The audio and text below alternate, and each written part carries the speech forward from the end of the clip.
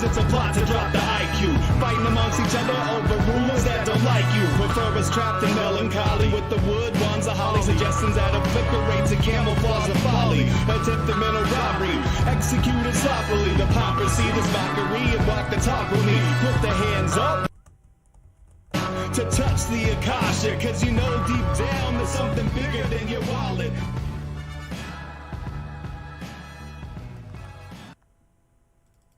Sweet eternal balance of all that is good, true, and beautiful, friends. Surrounding us, pervading all of existence, there is a ubiquitous form that may hold the key to every secret of material existence. We take crystals for granted as beautiful objects that are fun to have around, and at the same time, we are mired in false narratives about the many-faceted geometric fascinators. But it is time to cut through the metaphysical store bullshit and dive into the center of the puzzle as we explore everything crystals on this episode of Rogue Ways. And before I introduce our guests tonight, I just want to remind you all that you can jump over to rogueways.org to see a lot more content from me. You can grab a tarot reading while you are there if you're into it. You can buy my book right now for a discount for $15, which is less tax and less shipping than you would get it from Amazon. So if you want to donate $15 to PayPal, I will send this anywhere in the continental United States, or actually just anywhere in the United States. And I also appreciate all of the donations that people have sent to PayPal. I really appreciate that support. If you find value here, then consider supporting in some way. One of the best ways to do that is on Subscribestar. That's subscribestar.com/rogue-ways. And at any level of support is deeply appreciated.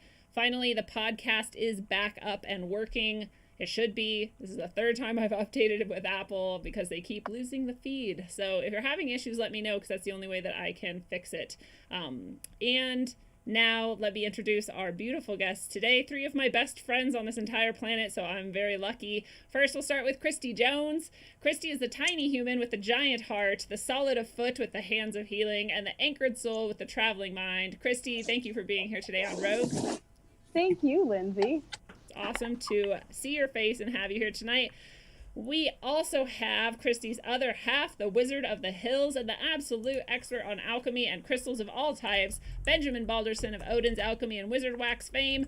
Thank you for coming back, as always, Ben. Thank you. It's always a pleasure, and we just love you guys. It's fun when you get to like do what you love with the people you love. It's pretty nice. Absolutely. And finally, we have the most genuine and honest human I've ever met, the center of endless fun and the bastion of bottomless strength, the manifester of healing on every level of our beings, Sasha McDonald. Sasha, it's a pleasure to have you here again today. Thank you for having me. This is going to be fun. I'm very excited. And now that we're all settled in, I'm going to ask you guys the pointless question of the episode, which is, under what circumstances are you happiest swimming? Do you want me to go first? Yeah. I really like swimming in a lake is my favorite way to swim because it's calm. There's no waves to deal with. I don't necessarily love salt water on my skin. I hate pools because they're like I don't hate them. I'll swim in them, but they're like artificial and constrained. And I like the lake that I can just swim out and be sort of surrounded by endless goodness. And it's especially good if it's in the Northwest on like an 80-degree day and it's in the mountains and no one else is there. I like that. I guess I wasn't quite sure how to narrow in on that answer, but I think I would say I'm similar. I've always been a water baby. I've always loved to swim. The water is my thing. But running water, I love that we have running water on our property. And again, with you, same thing, mountains, lakes, streams. That's where I'm happiest. If I can't be outdoors, I'm not happy. I have seen Christy get into a waterfall in, what was it, like 50 degrees out maybe or something? It was not warm. No, and neither was the waterfall, but it was fun. That's awesome. Well, you go ahead, Ben. I pretty much just like sitting in my river. That's the best place I enjoy. It's not really swimming. It's not that deep, but I've got my Wizard Rock in there and the water is beautiful. And then the heat of summer in Northern California is horrifying. So you need it. Yeah. And so going and sitting in the river and just letting that cool you off and just sitting there and letting the water flow over me is pretty awesome. That's perfect. I love that. What about you, Sasha? I haven't had a good experience swimming in the ocean. I'm more of a mountain girl and realize that oceans can change very quickly. And so I would prefer lakes, not so much rivers either, but I like pools, and I especially like water slides, which I know isn't really swimming, but Yes, it is. it's still water. It's fun though, yeah. I love water slide parks. I love when there's a water slide that goes into the lake.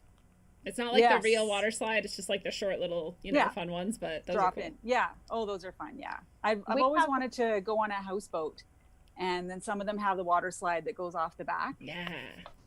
I used to have one. Really? Yes. Wow. But we currently have a water slide in our river. You do? Yes. Oh. Yeah. What? Okay, I'm coming back. It goes down into the world. It goes right into the whirlpool where my wizard rock overlooks. Wow, that's perfect. Well, I just am like fascinated that there are some people who refuse to swim in lakes or like ocean or, sound maybe, or like some safer version of the ocean, and they'll only swim in pools. And I'm like, I feel like you're missing like half the fun of swimming. Yeah. Like it's not just exercise, it's like being immersed in like this natural setting, and letting those elements sort of. Along those lines, one of my favorite things to do, and admittedly, I haven't done it in a lake since I moved up to where I live now, but I really enjoy, I don't know how to describe it. I like a solo backpacking trip. Yeah. And I prefer it in the spring when it's just warm enough that the roads are melted and I can get to a trail. And then during that trip, having a cold water immersion, naked in nature, and just feeling, I don't know how to describe it, but that cold is a rush, and it's painful and it's joyous. And when you come up and you take that first breath of air, you're alive and you're grateful, and you've washed away the old and you're ready for the new. You're ready to grow with spring. I don't know if I could possibly do justice with words to how magical that experience is. I agree. That is one of the coolest things I've ever done, is immerse in a like glacial fed lake in that sort of time period where it's like, it's always going to be cold, but it's especially cold at certain times of year. And it's, I can't remember who it was, but he was talking about, I want to say it was on THC too, but he was talking about this cold water therapy and, the Wim Hof method and whatnot. And that comes up from time to time. And he was describing what you were describing as sort of like, it reminds you that you're alive, and that you, not only that you're alive, but that you are strong, and that you can do this. You can choose to make yourself uncomfortable for like no reason really, except to prove that you don't have to be comfortable all the time. Right. Yes. Challenging boundaries, overcoming. I think for a lot of people, nature is scary. And I think when you do that, you're reminding yourself nature's actually our home, and it's not scary. It's what supports us. It's where we are meant to be, and it doesn't have to be scary if we don't make it. Yes. Agreed. All right. I will say, one of the things, a qualifier to swimming in oceans is I do like being deep and scuba diving. Ooh. Just not up on the surface. Wow. But I love scuba diving. I've never scuba dived. I haven't. It's amazing. You haven't either, Christy? No, I've snorkeled, but I've never scuba dived. What about you, Ben? I'm scared of the ocean. You're like, I'm not doing that ever. I really want to learn to scuba dive. I am now, maybe Sasha, maybe you and I can do it someday together. Yeah. Yeah. All right, well, let's start with crystals. I just wanted to get to the basics because I think sometimes definitions and like descriptions of basics can be really helpful for people, even if they're like think that they know what we're talking about. And so whoever wants to start and give us sort of like the basic idea of like what even is a crystal. Ooh. Okay, well, I can start with kind of some textbook definitions. Yes. And part of that is a field of science dealing with crystals called crystallography. So it's the experimental science of determining the arrangement of atoms in crystalline solids. So crystals used to be defined as crystal consists of a repeating 3D pattern of atoms, but back in between the 70s and the 90s, they went through a process of actually discovering new types of crystals that didn't fit that description because they found crystals are usually creating with the phi ratio, and so then it's a repeating pattern. But when they create with the Fibonacci sequence, which is non-repeating, they end up looking quite different, and they were being wrongly classified. So they changed it to be a crystal is any solid having a discrete diffraction diagram, which leaves room for discovering new crystals that fall into the Fibonacci sequence, like I was saying. But basically, they're atoms in motion, and they're considered a living thing because of that. Are they considered living by scientists and materialists, or is that like... Many have absolutely said that. Physicists, scientists, yeah. Because that is definitely something that is not commonly thought or understood. They're moving and they're growing. I remember learning that crystals or glass or both is glass a crystal? It is. Yeah. Yes. Well, back in the day, structure. Wow. Especially back in the day, most of your glass was crystal. Okay, so real glass, we could say, is crystal. I Right. remember learning that glass as compared never to porcelain, stops like moving. now it's more porcelain, laden, where your clear crystal, like your lead crystal glass and whatnot, your expensive dinnerware. And it's always in motion, like you were saying, which is fascinating. So that's one of that's why you look at old windows, like in old ass farmhouses. Yeah. You can see the window sags. The window will actually get thicker in the bottom and get like streaky spots where it like gets thinner in part and thicker in another. The window actually, you can tell it's in motion. It's just really slow. That's pretty awesome. Yeah. It's like a liquid. It is. So it's Well, crystal. they all started out liquid. Like if you want to make a crystal, you take the mineral that you're looking for, so like beryl, and you put it on a drip. And as it drips, depending if it's by itself, then it's the epitome of its own vibration. So then it's gonna form a plutonic solid that's very specific, like Sasha's talking about. Yeah. That's the repeating. Right. Where if it's near something else that's gonna create an interruption in that vibration, then that's gonna polymorph it, and it's gonna not necessarily take on its natural habitat and cleavage, because it's polymorphing because of something else changing the vibration of that. It's no different than like when plants are growing. If you blast them with certain musics, it's scientifically shown to have effects on the way the plant's growing. Well, it's no different with the crystal formation. Yeah. So and the they're things calling around it will affect its development. Right. Yeah, and they're calling the crystals without the repeating pattern quasi-crystals. Quasi-crystals. Yeah. Okay. Yeah. Just Interesting. classification. Yeah. But it reveals so much sometimes, because we think like crystal, it's just this thing that any sort of multifaceted shiny object or something, and it's like, no, it's not really just that. It's a lot more. Right. Yeah. Well, it talks about the four basic elements, which is the plasma, liquid, solid, and gas. And so a crystal will have all of those elements to it. Really? Unless it's man-made. At one time? It will all have the potential for those. Okay. Mm-hmm. Right. So From the plasma. The way I look at crystals alchemically, so when you're looking at things that are living on this plane, and you can read this anytime alchemically, we've got we're talking about the organic plane, the middle plane. Those things on the high end of that plane is your oil. On the low end is salt, which is also a crystal. Right. Then when you move up above again and below again, you move up to plasma, and then you move down to hard crystal. To solid. So now you're just talking about planes of density. And as Sasha just said, with plasma, now those crystals, you can get the piezoelectric effect. So at some point, both those and the upper are pure energy, and it's at that point that they're the exact same thing, and that you can make that differentiation. They were always the same thing. We're talking about speeds of motion. Right. Frequency. Right. Vibration, right? Right. So Which is I want to see. Which is part of why the last time I was on with you, I was saying that light is actually particles. It's actually matter. It's just a speed, because when you slow that light down, it's going to become a solid. Mm-hmm. And a crystal. Right. So Yeah. have we ever... And we are made of crystals.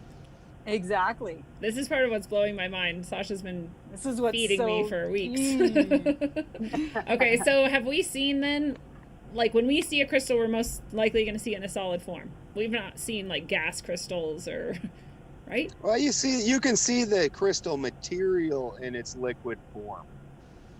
If you go yeah. if you go into the mountains, Like a stalactite. A cloud. Water. Yep. Okay. That crystallizes. Yeah, that's Yep, so, like okay. that's how opalized or fossilized, or I mean not opalized or fossilized, opalized and petrified wood. Oh, right. It's just the minerals and the Replacing crystallization, and in that particular area, the opal was present, and as it flooded that tree, the tree gave it a body to sit in, and the opal sat there and formed. But that took thousands of years of washing over and over, like the way and all right, so there's a sea creature called an ammonite that a lot of people are familiar with. You know, it's got the Fibonacci pod, the whole nine. Some of those, especially up in Canada in the Rocky Mountains, they died in an area where aragonite would flood the area in the spring, because there was a aragonite mineral in the water. That would flood into these ammonites, and it formed a crystal called amylite, one of 3 organic crystals in the world. How do you spell Just amylite? amazingly beautiful. AMMOLITE. And just amazing, just this rainbow of organic beauty. That's gorgeous. But this is from a crystal having flooded over every spring for thousands of years. It flooded over that shell, and you can find ones that it didn't do it long enough, and so they're only partially filled in. Yeah. And ones that are, there you go, there's Beautiful. an amylite. Wow. But all of that is it was originally a liquid, and then it forms into a crystal. Right. And depending on the outside atmosphere is how you're going to get your habitat that it actually structures into. Yeah. So basically, crystals are a substance with a crystalline structure. Yeah. And it sounds like you're kind of defining them with the same word, but Yeah. it's usually a crystalline lattice or a crystalline matrix. It's almost like a matrix, and than anything else. It's a matrix. Well, and there's a purity to that atom also, and that's part of what I'm talking about here, where it's only gonna, like the typical quartz point that everybody thinks of in a cluster. If that is not a purity of that element, it will not form that cluster, and it will not form the nice, beautiful points. If it doesn't have the space and it doesn't have the right conditions. Right. Yeah. And anything else is mixed into it, it will mess it up. Yeah. Wow. So how does it in even order get for it so they call pure? them impurities. Yeah. Like how would any crystal ever form if we're in this like mass of atoms and substances everywhere? Well, sometimes it pushes things out from it, and you can see it doing that as it's forming. You know how things, when they're like, they'll start bonding and they'll push unlike things away from them. Yeah. Are you talking like about there's some inclusion crystals. in a diamond, for instance? Right. Okay. Well, like take a Trapace emerald. Oh, okay. Trapace emerald, super neat. It's where emerald starts falling on a piece of carbon. And the carbon started out as being more than the emerald, but the emerald will push the carbon out, and it'll actually make this perfect 6-pointed fan. Ooh, that's gorgeous. Into this. Yeah, super neat. But what it's doing is it's pushing the carbon out as it's forming and trying to get that carbon out. And as the emerald overtakes the carbon, percentage-wise, it pushes it out and away. Wow. Yeah, it's very cool. It's fascinating. So with rutile, I'm like trying to look at crystals that I have in here that I could show. Yeah. Would rutile or like a tourmalated quartz be a good example then? Well, it would for an inclusion, but the thing is you rarely find a rutile that is terminated, that it comes in as plutonic solid, because the rutile is interrupting the process. It's got its own vibration as compared to the quartz. Rutile is a rock. Quartz comes out in your, 5-pointed, looks like the key from Superman thing, like, so completely different habitat. Well, you can show us as many crystals as you want, though, because now is the time where we want to talk about what our favorite crystals are and why. Oh boy, that's not a fair question. You can monopolize that with video. Well, I have pictures that I can show. You guys won't see it, but anyone watching will see. If you want to mention anything, you don't have one in front of you, I can pull one up. Oh gosh, well, there's so many things that I don't have in front of me. I think my all-time favorite stone, or whatever you want to call it, is labradorite, and I have quite a collection of it. In every color variation under the rainbow. I have some that have perfect rainbows in them, and I love. But I think one of my favorite pieces, I'm going to take the camera with me and see if I can turn that around real quick. Maybe. Labradorite is beautiful. I have some labradorite earrings. But yeah. I remember someone... Okay. Oh, there you go. Okay, so this piece right here, if I can get it, is gem. You had it. Gem vanadinite. Let's see if I can get that in the light. And it is... like long, narrow shoots of it. Yeah. I don't know if that's... Wow. Gorgeous. It's kyanite, baby. What did kyanite. Didn't I say blue kyanite? Gem blue kyanite? Yeah, you said vanadite. You're right, I did. I'm sorry. And I have that in there too, but that's red, not... I don't know how you guys remember all these things. That's, yeah. Oh, okay. In my blue case, how about tanzanite? Wow. Tanzanite's fantastic. Pretty. And right behind it, that big piece is labradorite, right? Oh, yeah. There. So I made a chakra wheel for my massage studio. That's so awesome. Now, clarification, the frame and the honeycomb came from Cost Plus World Market. I didn't make that, but I put all the fabric and the lights and the crystals and everything in it. I love it. Beautiful. And that's like one of my bigger collections in this room.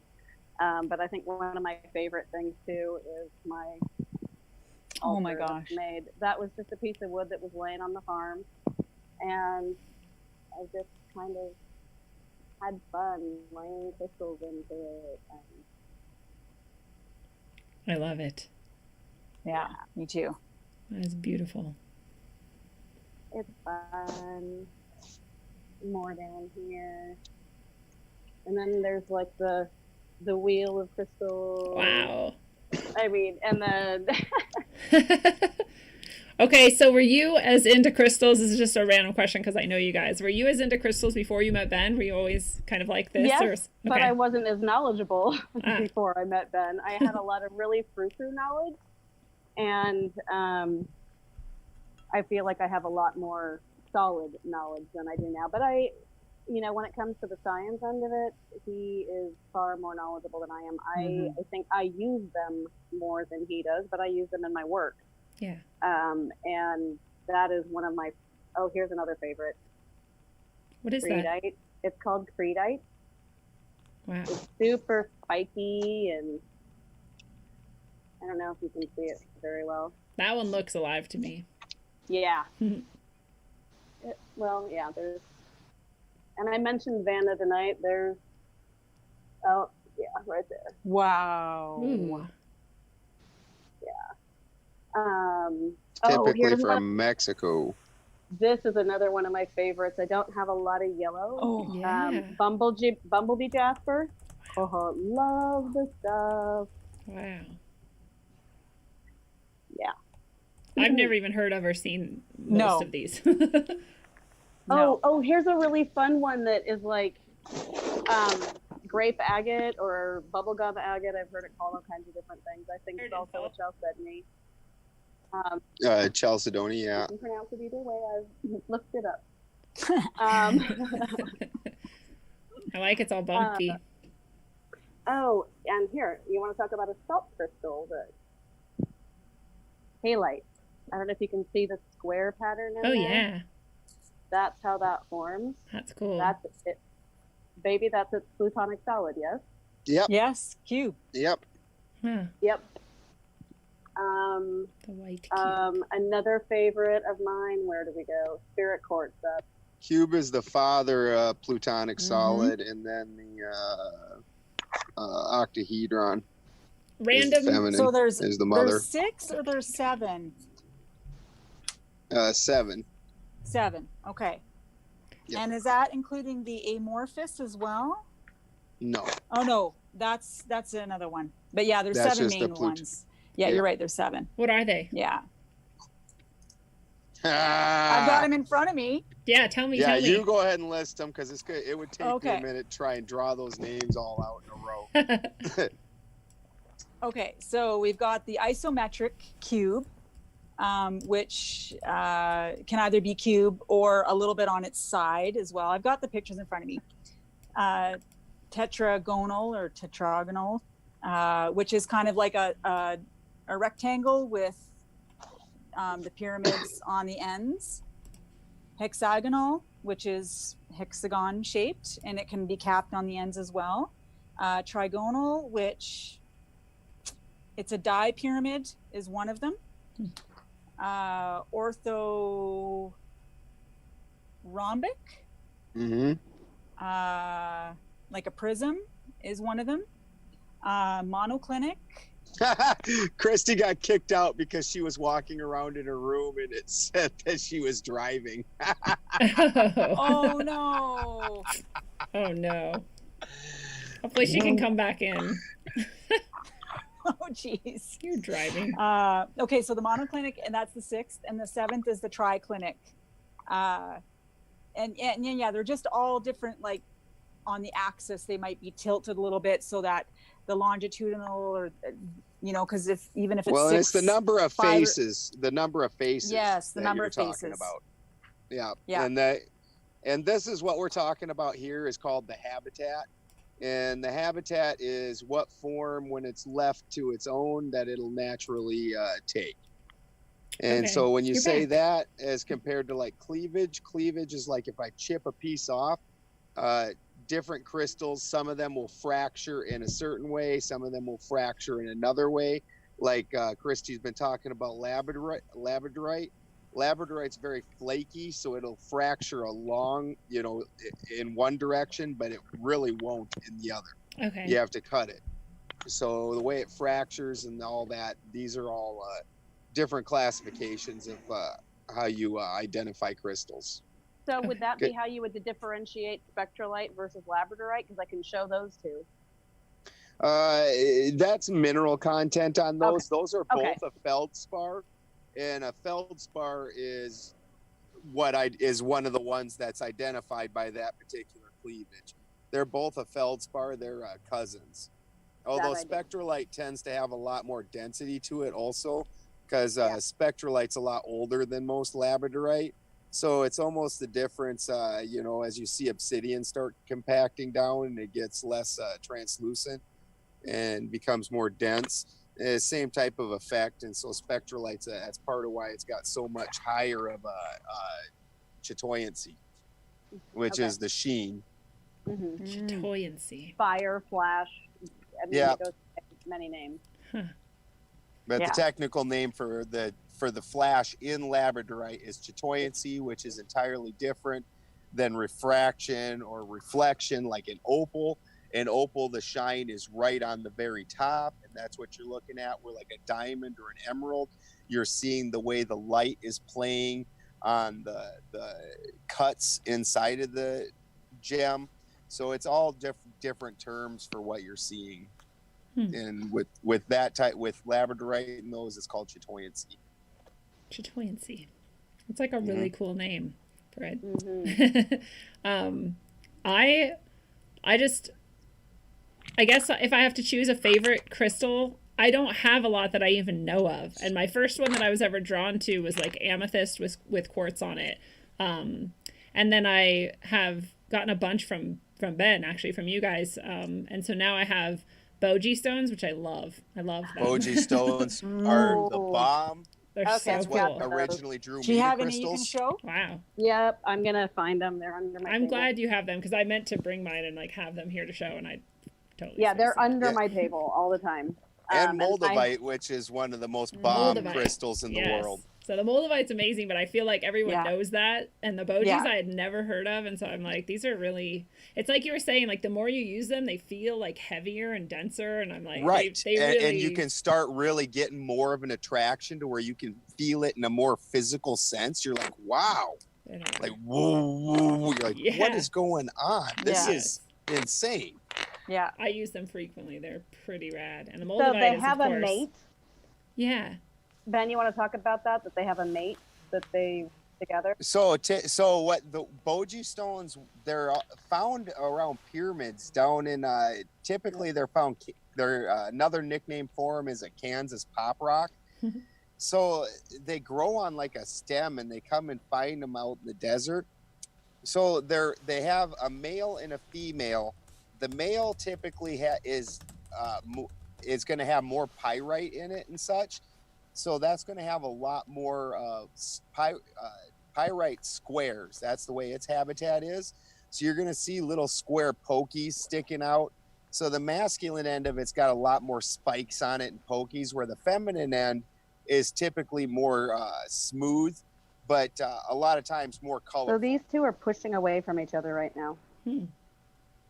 Woo! They are pushing away And from each yeah, other right now. when you get Wow. when you get a mated pair of them, you can take and you move them around each other, and you'll find usually numerous spots, but you can find one that's super strong. Yeah. Yeah. Where there'll either be a pulse push away from each other or a pull attraction to each other.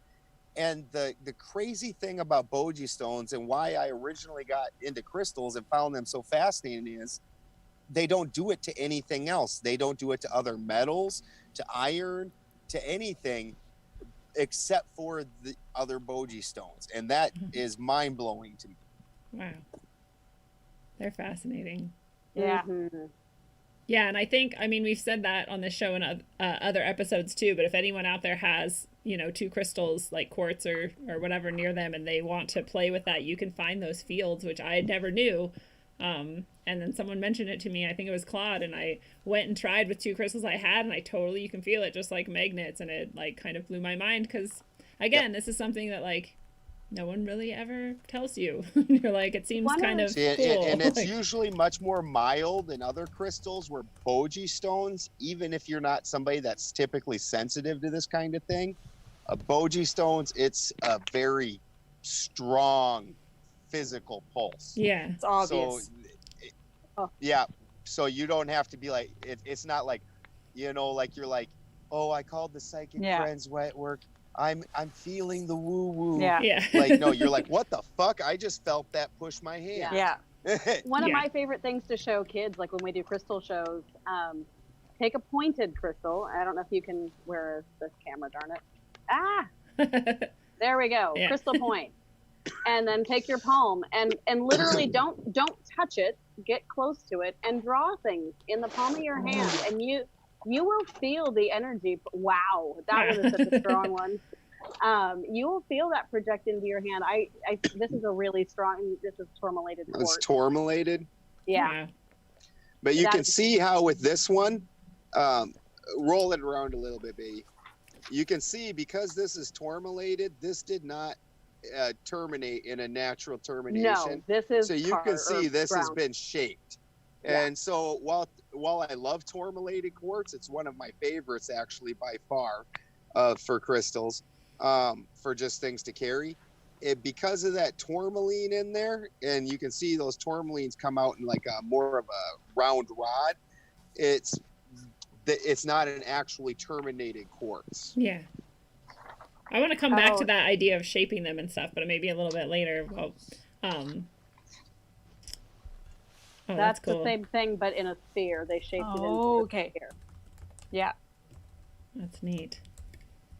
Sasha, do you have any favorite crystals or? Not yet. Yeah. I'm still learning. And so I guess at this point, my interest is more in what they do. Yeah. You know, not saying you guys aren't, but that's just, you know, I don't That's where know you're what they at. all do specifically. Right. Other than this one looks cool and that one's beautiful, and of course they are. But so I'd say, just from my limited knowledge and learning, I'm interested in the quartz further properties, right? So yeah. Yeah. Which we're also going to get That's into. awesome. Yeah. My favorites are, I love petersite. That's a more of a mineral. It does crystallize. Fantastic mineral. It's got asbestos. It's got quartz. It's got tiger's eye, hawk's eye. It's just a fantastic combination of colors. Moldavite is amazing. Yeah. You know, half crystal, half meteor. Yeah. Only found in the Czech Republic. Just amazing. Bramberg from Namibia in the southern continent of Africa, not South Africa, the country. But What was that one called? Brandberg? Yep, Bramberg. Bramberg. That one's phenomenal. That one's a quartz, but it's typically got smoky in it. It's got they form in this really amazing V. It's got smoky in it. It's got amethyst in it, and then it'll have hematite floaters. And then if you're lucky, you can find one that's got phrenite attached to it. Mm-hmm. So little phrenite balls, which your perfect ball in a crystal is a really rare form. That's why that grape agate or grape chalcedony is a really neat specimen. You don't find a lot of specimens in crystals that form in a circle, in a round pattern. So phrenite's one of the neater ones. It's a light green. It really has a soft, wonderful feel to it. Friend, what have you got there, Christy? It's a Brandberg, but it's really hard to see in this light Wow. with the sun so directly behind it. But it's got little ghosts of purple that are darker than purple around it. I don't know if you can see And that. you can see smoky floating in there. It's not very, maybe a little away from the camera, baby. There you go. That's better. Wow. That's beautiful. Thanks for the direction. I can't tell. Yeah. But that specifically comes from the Goseb Mountains. So, and they get really neat dioptase there too, which is a gorgeous green gem, because emerald is inclusion. So a lot of people don't realize that. So the same thing when we're talking about quartz here. So when you're talking about quartz is the base of the crystal. And then amethyst is an inclusion inside of that, but one that will not change the form, but it will turn it purple. Smoky will turn it black, and so on and so forth. Where when you're talking about emerald, it's a beryl. And so there's different colored beryls and different. So each of these crystals, the original form of it typically is clear. And then depending on the inclusions where you're getting your colorations from. The different frequencies, yeah. Yeah. And there's the dioptase Ben was talking about. Wow. That's a gorgeous color. Mm-hmm. Yeah, really, really pretty crystal. And you don't see a lot of good emerald anymore. Either it's a weird moss green, or else the saturation on it is garbage. So what we were talking about with the base crystal, so when you have a piece of quartz, the quartz is going to be clear. If depending on how purple it is, that's called saturation of amethyst. So if the whole thing is just a deep purple, then you've got a really nice saturation. Well, all the nicely saturated emeralds in the world, for the most part, are sitting in people's private collections at this point. You don't really see any at all anymore. So dioptase is probably the next best choice. Those are all The royals, they love emeralds. They've taken them all. When you got the emerald tablets with, things like that, Yes. there's a lot of different meanings that they find in sacred emeralds. So every That's too I'm dark. holding right here is an amethyst. So these are all different saturation levels. Oh, wow. Yeah, you can see ones, and some of that you can also tell locality from it. Like the Bolivian has a real nice deep saturation as compared to like the Canadian. And one of the funny ones is the three tops, which has a nice saturation, and it also has these little smoky, perfect rings in it of smoky, and they're rings. And people think that that's something that comes out of Argentina or something, but it all got bought out of a mine in America. It was a small mine, and it just, at the time, nobody cared about amethyst, so it all got shipped out. Wow. Yeah, and now we're just buying it, consuming it Getting it back, back. one piece at a time. We just trade and pass things along. Well, maybe Sasha, you can start us off since you're the one who first started blowing my mind with this on where we are going to find crystals in the world. Where are we going to find? So crystals are everywhere, actually. Yep. When you consider the many forms that they can be in, and that all of those forms are within our 3D and beyond realm, crystals are there. And I'm still looking into it, but that's part of what really started getting me interested is, the creation of crystals from crystals and the power that they have for creation and for themselves. And so it's just really mind-blowing how many things are considered a crystal, and that in turn those things interact with other crystals, and so when they're interacting with something else, they're a crystal as well. So I think it's funny that we all, now granted, maybe some people watching this aren't going to have ever worn a watch, but watches were quartz powered. Yeah. So are absolutely. microphones, headphones, Right. all kinds of Computers. little Most things. electronics, exactly. Everything is crystal based. ultrasounds, most of Yeah. our technology is Crystal powered. And they'll Crystals are also in your body, which is really mind-blowing Your to me 12, as your well. 12, Your your cell 12 cell salts. Yep. Your chakras, your brain, your heart is a piezoelectric crystal, your bones are piezoelectric crystals. Like, this is why they interact with us. This is why when you're drawing on your hand, your bones are crystals. So you're feeling them. They're in your cells, they're interacting, and that's the part that we're not told. It gets lumped in with this term of energy, Yeah. right? But what is the energy? So Yeah. Right. it's just awesome.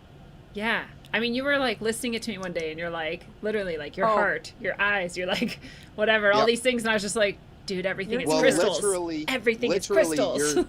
your 12 cell salts. Your body is, if you take out the earth elements, which is your cellular material, your carbon, and your water, the only things left are oil and salt. That is what you truly are, is Your crystals calcium, and oil. your potassium, your magnesium.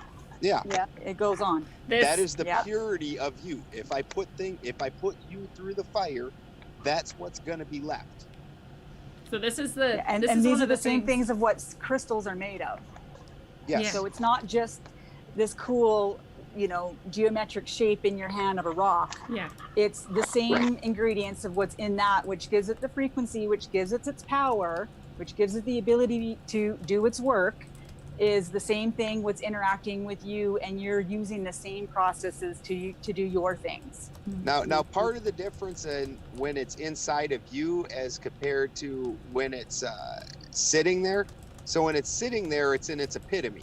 And that's when it's formed up into its plutonic solid. Even when it's a salt crystal, that's going to have a certain habitat and fracture. You just can't see it because it's so small. If you bust out a microscope, you're going to notice that you're going to be able to pick apart your different crystals according to their habitats. So Exactly. This is that X-ray crystallography that they, is a whole science in and of itself, where they're looking at the insides, the makeups of crystals with X-rays. right. Well, but I what wanna they do need that. to figure out is this is obviously this is an experiment that I'm building up to, which I think I'm going to be able to do this year, given the way my wizard wax is going right now. Yeah. So understand that when it's sitting there in its hard form, it's not bioavailable. All you can tell is the habitat and the fracture of that crystal. you can't really get information out of that crystal. But if you put that crystal into water, as Masaru Emoto showed, when he started flash freezing water that still had its minerals in it, those minerals made the water form in certain ways. So that mineral was carrying information, and the water made it bioavailable or accessible. So when it's in your body, it's accessible. You're actually have the crystals open, where it's external, that's when it's in its hard non-bioavailable form. It's when we can figure out how to open that up without it being inside somebody. So the same type of way that Emoto was doing, and we can start making a language out of that, that's when everything's going to change. We're going to truly understand what we're writing into our body, because the oil of our body is like the receiver, the feminine, that's catching the signal, and it's writing it into the salts. Mm-hmm. I love this. Absolutely. Practical application right here. So I just want to point out that I haven't eaten since yesterday at 5 p.m. and I'm fasting today, and I won't eat until tomorrow at 1 p.m. and I'm drinking just this, and I'm totally satiated. I'm not hungry at all. I have no hunger pangs. I'm not starving myself. I'm just fasting, but I'm doing it with this water that is full of the exactly right amount of crystals and that my body needs, and that's what's keeping my hunger away, because it's really all you need, especially when you've got, extra whatever other stuff on your body that your body can use. But yeah, your body's not what craving the cellular material in carbon. Yeah. Yeah. It's the cravings are actually for this, and so if I feel hungry, I just chug some of this, and then I'm like fine for hours. Well, and listening to Nassim Harriman talking about crystals as well, and he was a breatharian for a while and talks about that. Wow. And, even if I still think there's the crystal power, crystal abilities in the water, but you still have them within yourself. True. Right? You're still able to create that. So that's a cool concept as well, as relating that to crystals. Well, this is the first time with you just mentioning it that I've ever considered breatharians as a possible viable, not bullshit sort of thing, because I never thought about the fact that you do have all of this within you. If you have enough of it, then you can go who knows how long without consuming anything. Right. So when water's got nothing else in it, it will always flash into a pentagon. Cymatically, right? It will always form a pentagon. So that's water's natural form. If it's totally purified. Yep, there's no other minerals in it, no other salts, no nothing. So like distilled water? Distilled water will form a pentagon every time. So you're actually the one, Ben, who also told me, because I was drinking just like distilled water basically, and you were like, yeah, you're killing yourself. I was like, what? Water I'm being healthy. I'm drinking water. Carrier. Yeah, it's like sapping all that shit out of me and carrying it with it away. Right, because normally when you drink, say the water you're drinking right now, what you're doing is you're taking in good fresh minerals, and your body's incorporating them and trading that out for byproducts and broken things that it's flushing then out of. You're just switching places. So the water's always carrying something. The water in and of itself isn't what your body's actually really craving, it's what it's carrying and making bioavailable to you. So if you put the water in there with none of that in there, the water, like a sponge that has nothing in it, is just going to soak those minerals in that are in your body, because it's trying to carry something. So now you've not replenished the minerals that you're going to exit out when you flush out and pee. Got to keep your crystals, people. Yeah. And then, so what are we find crystals literally everywhere. They're in us, they're around us, are they in the air? Are there crystals in the air? Oh, yeah. Are we breathing crystals? The funny thing is from an alchemist point of view, people don't realize when you look at things, it's all just motion. So when things are in the air, they're just moving really fast.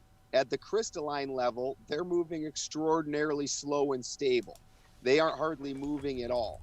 So everything in between, we're just talking about levels of density. How dense is it? How fast moving is it? So, that's the thing with alchemy, is when you end up taking that oil which oil acts entirely differently than the salt crystal. And then you put them together and realize that they are the exact same thing and they react the same exact way. They always were the same damn thing. Yeah. They always were. You know, this is future and past, and you're just putting them together. Wow. Well, so I don't know, maybe we've already kind of covered this, but maybe not. Like, what are the basic properties of something that's crystal or crystalline? Yeah, I think Sasha was covering that something fierce. Yeah. Yeah, so we talked about with the crystallography, them, you know, determining that, and also the way that the way that they're creating is the way that they're created. So it's kind of back and forth as far as using the Platonic solids and sacred geometry. It's like a fractal. Yes, Okay. absolutely. They're converting kinetic energy to mechanical energy and vice versa, kind of the same thing. And the conductivity of them is usually, I was watching a video from Les Brown about the physics of crystals, talking about sodium, potassium, magnesium, and silica responsible for their conductivity. So there's, I guess the salts and minerals. And if you want to see what piezoelectric is doing, go buy 2 pieces of cheap quartz, go into a bathroom and clack them together. And you're going to learn real quick about piezoelectric. So it's All like... it took was... It's pressure it's crystals that are of a purity, and any pressure on them or disturbance in their field generates an electrical force.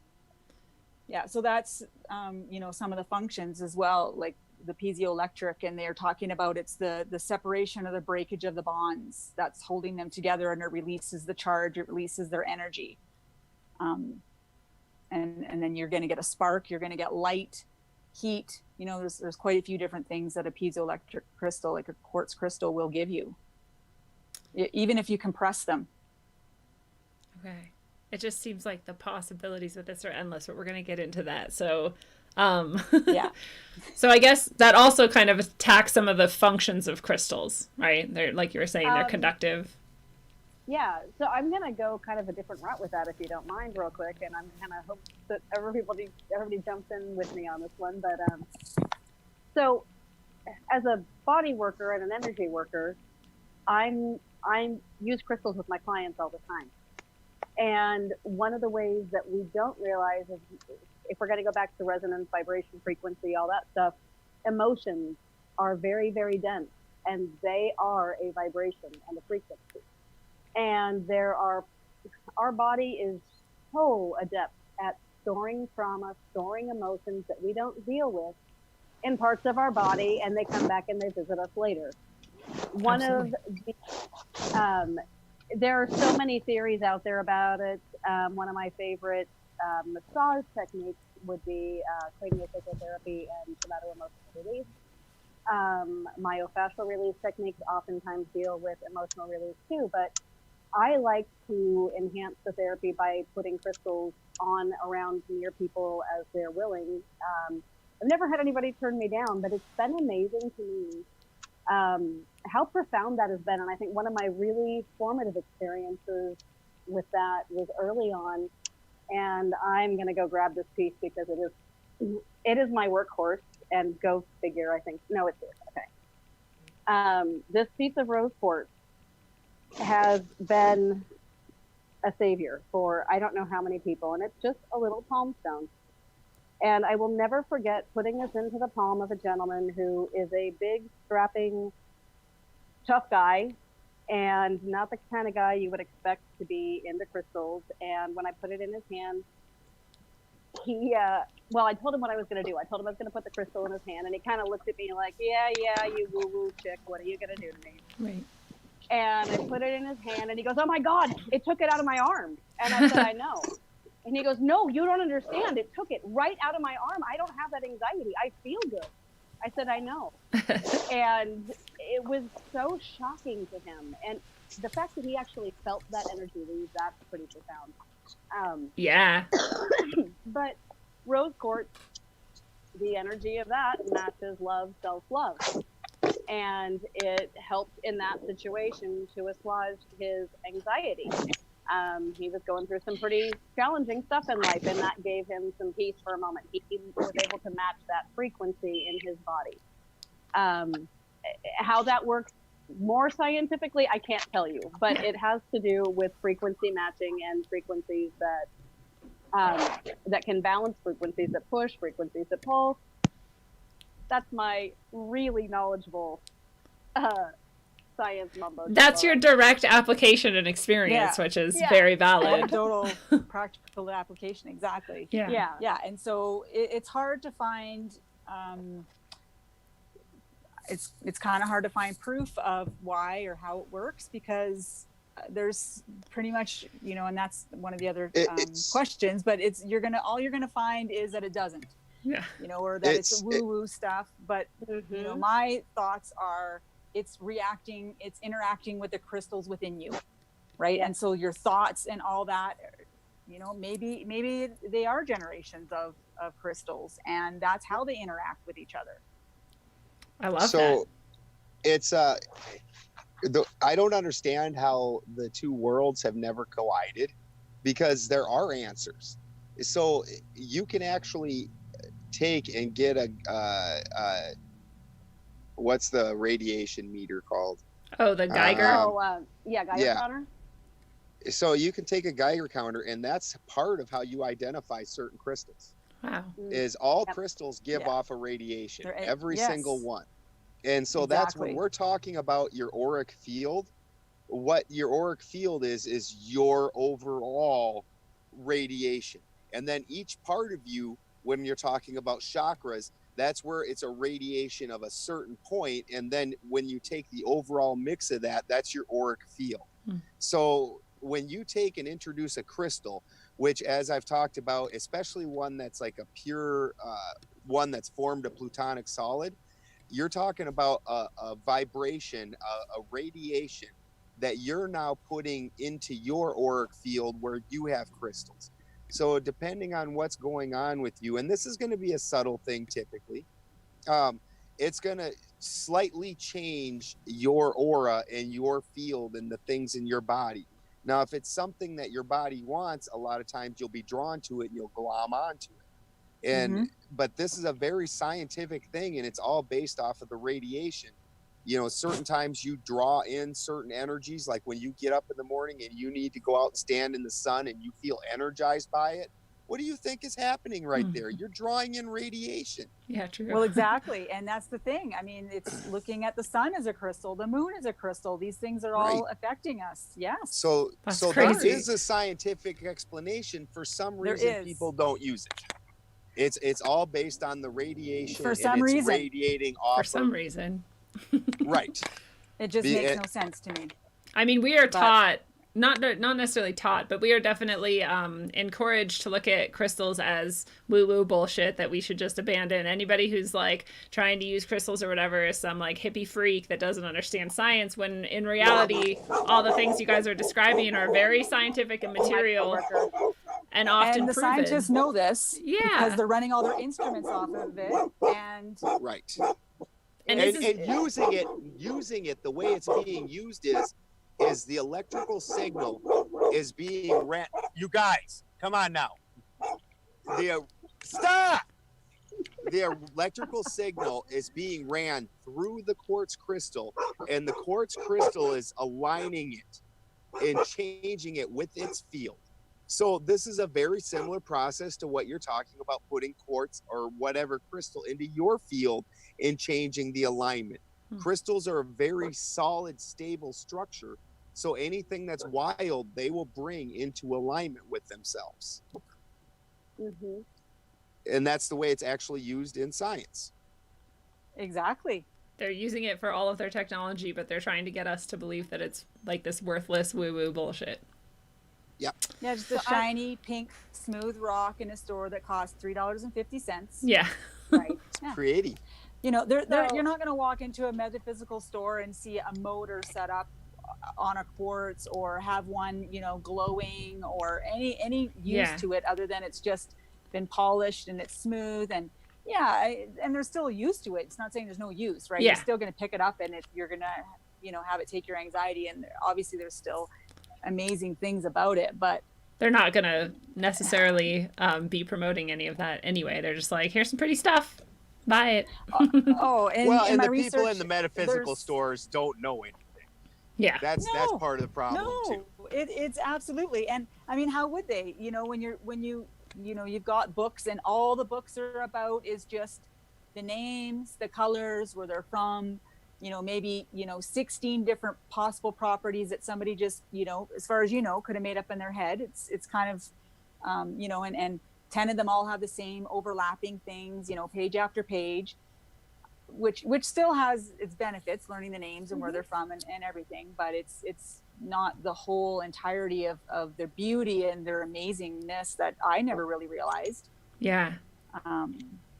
But yeah, it's just amazing to me that there's so much more going on. They know it. We're just not taught it, and we're not taught as to the why, right? Right. Mhm. So, you guys, this is like the simplest thing ever. It's a chunk of basalt. This came out of our Sacramento River. It's gorgeous. It's a rock. Yeah. It is. Yeah. And I don't think that most people understand the magic of picking up this rock and the ability to ground yourself in a world where our brains are spinning out all the time and we're in etheric mode all the time. And we have these amazing little things. They're black rocks. And I'm holding it. I put it under people's feet all the time when they come in and they cannot get out of their headspace and they can't relax and they can't calm down. They're just freaking out. Hello, I have a rock. Mhm. It's a simple part of nature. It has crystal in it. Guess what? Yes. And this is like the simplest thing ever. Everybody can go out to a river and find themselves a basalt rock and be amazed by how much peace of mind that little, it's a rock. It's a rock. Yeah. It's a beautiful, beautiful rock. Love that. Yeah, Some of the they're most just- powerful magic I've ever experienced has intimately to do with stones and crystals. So Yeah. Yeah. I mean, there was not much point to that, but I think we overlook that they are capable of. I realize that Ben and I are an exception, and Lindsay, I know you too, and Sasha, you too. You guys both post pictures all the time of you being outdoors and in nature. And for people who just have an aversion to it, who can't make time, who won't make time, get yourself a freaking rock. yeah. Connect to nature somehow, and don't underestimate. We are crystalline. We are made up of crystals. We are part of that world. We abide by the same natural rules.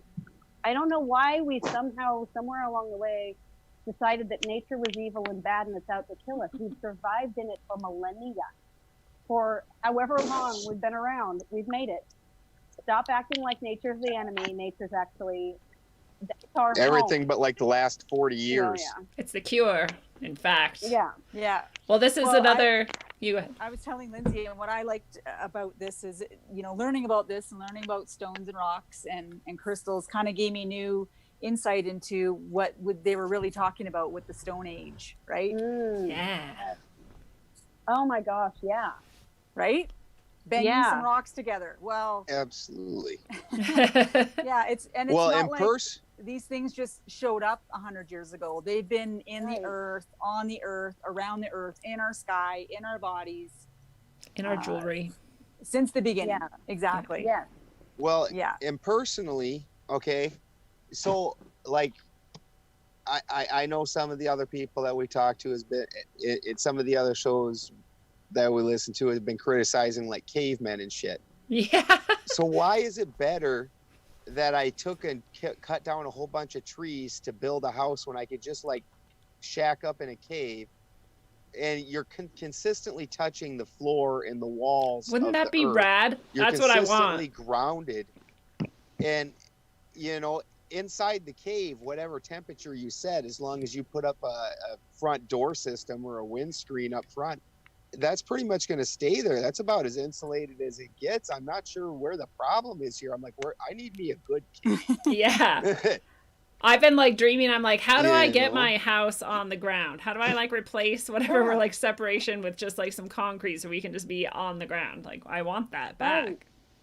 Well, and it's so interesting because what we're doing is we're still coming in contact with the same crystals, whether we're living out in them or whether we're then taking them and mining them and crumbling them up and combining them with other chemicals to make a tool that we completely wouldn't need if we had just lived in nature with the crystals in the first place.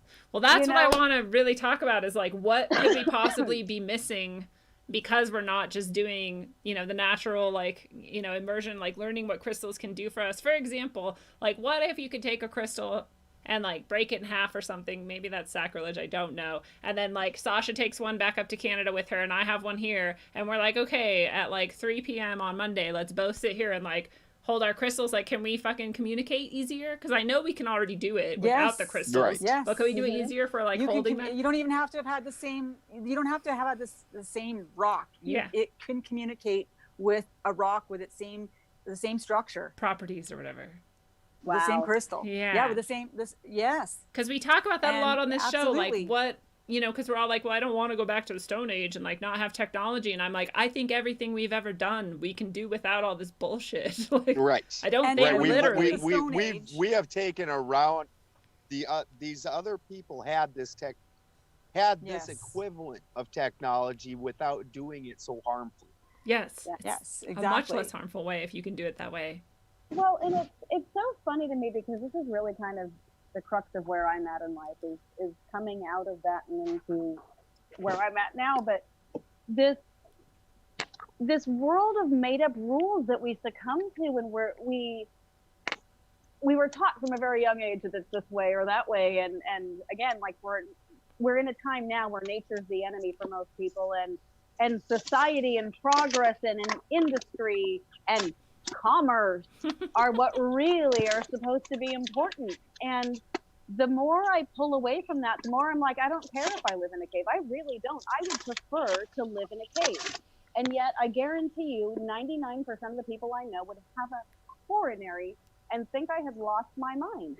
But in actuality, I think there's a lot more historical case for what I want to do than for what everybody else wants to do. And the more we rely on technology to do what we are supposed to be doing for ourselves, because there is sacrifice for all gain. Yeah. And it's like that magic law where they're like, whatever you're doing, it's going to take energy from somewhere. It's like the same sort of principle. And but we seem to think now that we're spending our energy on more worthwhile pursuits, but we're not actually. I think that part of the problem with society is that we no longer feel like we are capable of actually surviving without our technology. Yeah. Could most people cook a meal without the refrigerator, without the stove, without the microwave? Good God, don't get me started on the microwave. You know, without their coffee maker. Yeah, without their coffee maker, without the everything that has a button and everything that you just go push and you scoop and you go buy in the grocery store. Most people do not have the confidence to know that they can care for themselves. So now they have to live in these prescribed ways and then tell you that you're supposed to also live in that prescribed way and it's the only way. Baloney. It's not the only way. And look around the world where yeah. Okay, sorry, soapbox. Well, and this is part of what learning about crystals has done is made me realize, you know, not that the world wasn't beautiful or thing, is just like really like wow. Like really wow. Like crystals are programmable, right? Like we were talking about the emerald tablets. I mean, you're programming them with light, with information, and you're using light to retrieve that information. You know, we're talking about, can you connect to another crystal? Well, can you connect to someone else's crystals? Does someone else's crystals resonate with you, right? Is this what we're talking about when we're talking about, or what we're referring to when we talk about ESP? Yeah, right. Remote viewing, the Akashic records, you know, are these all things that we can access that are actually crystals, and we access them with our own crystals or with another crystal, you know, crystal ball.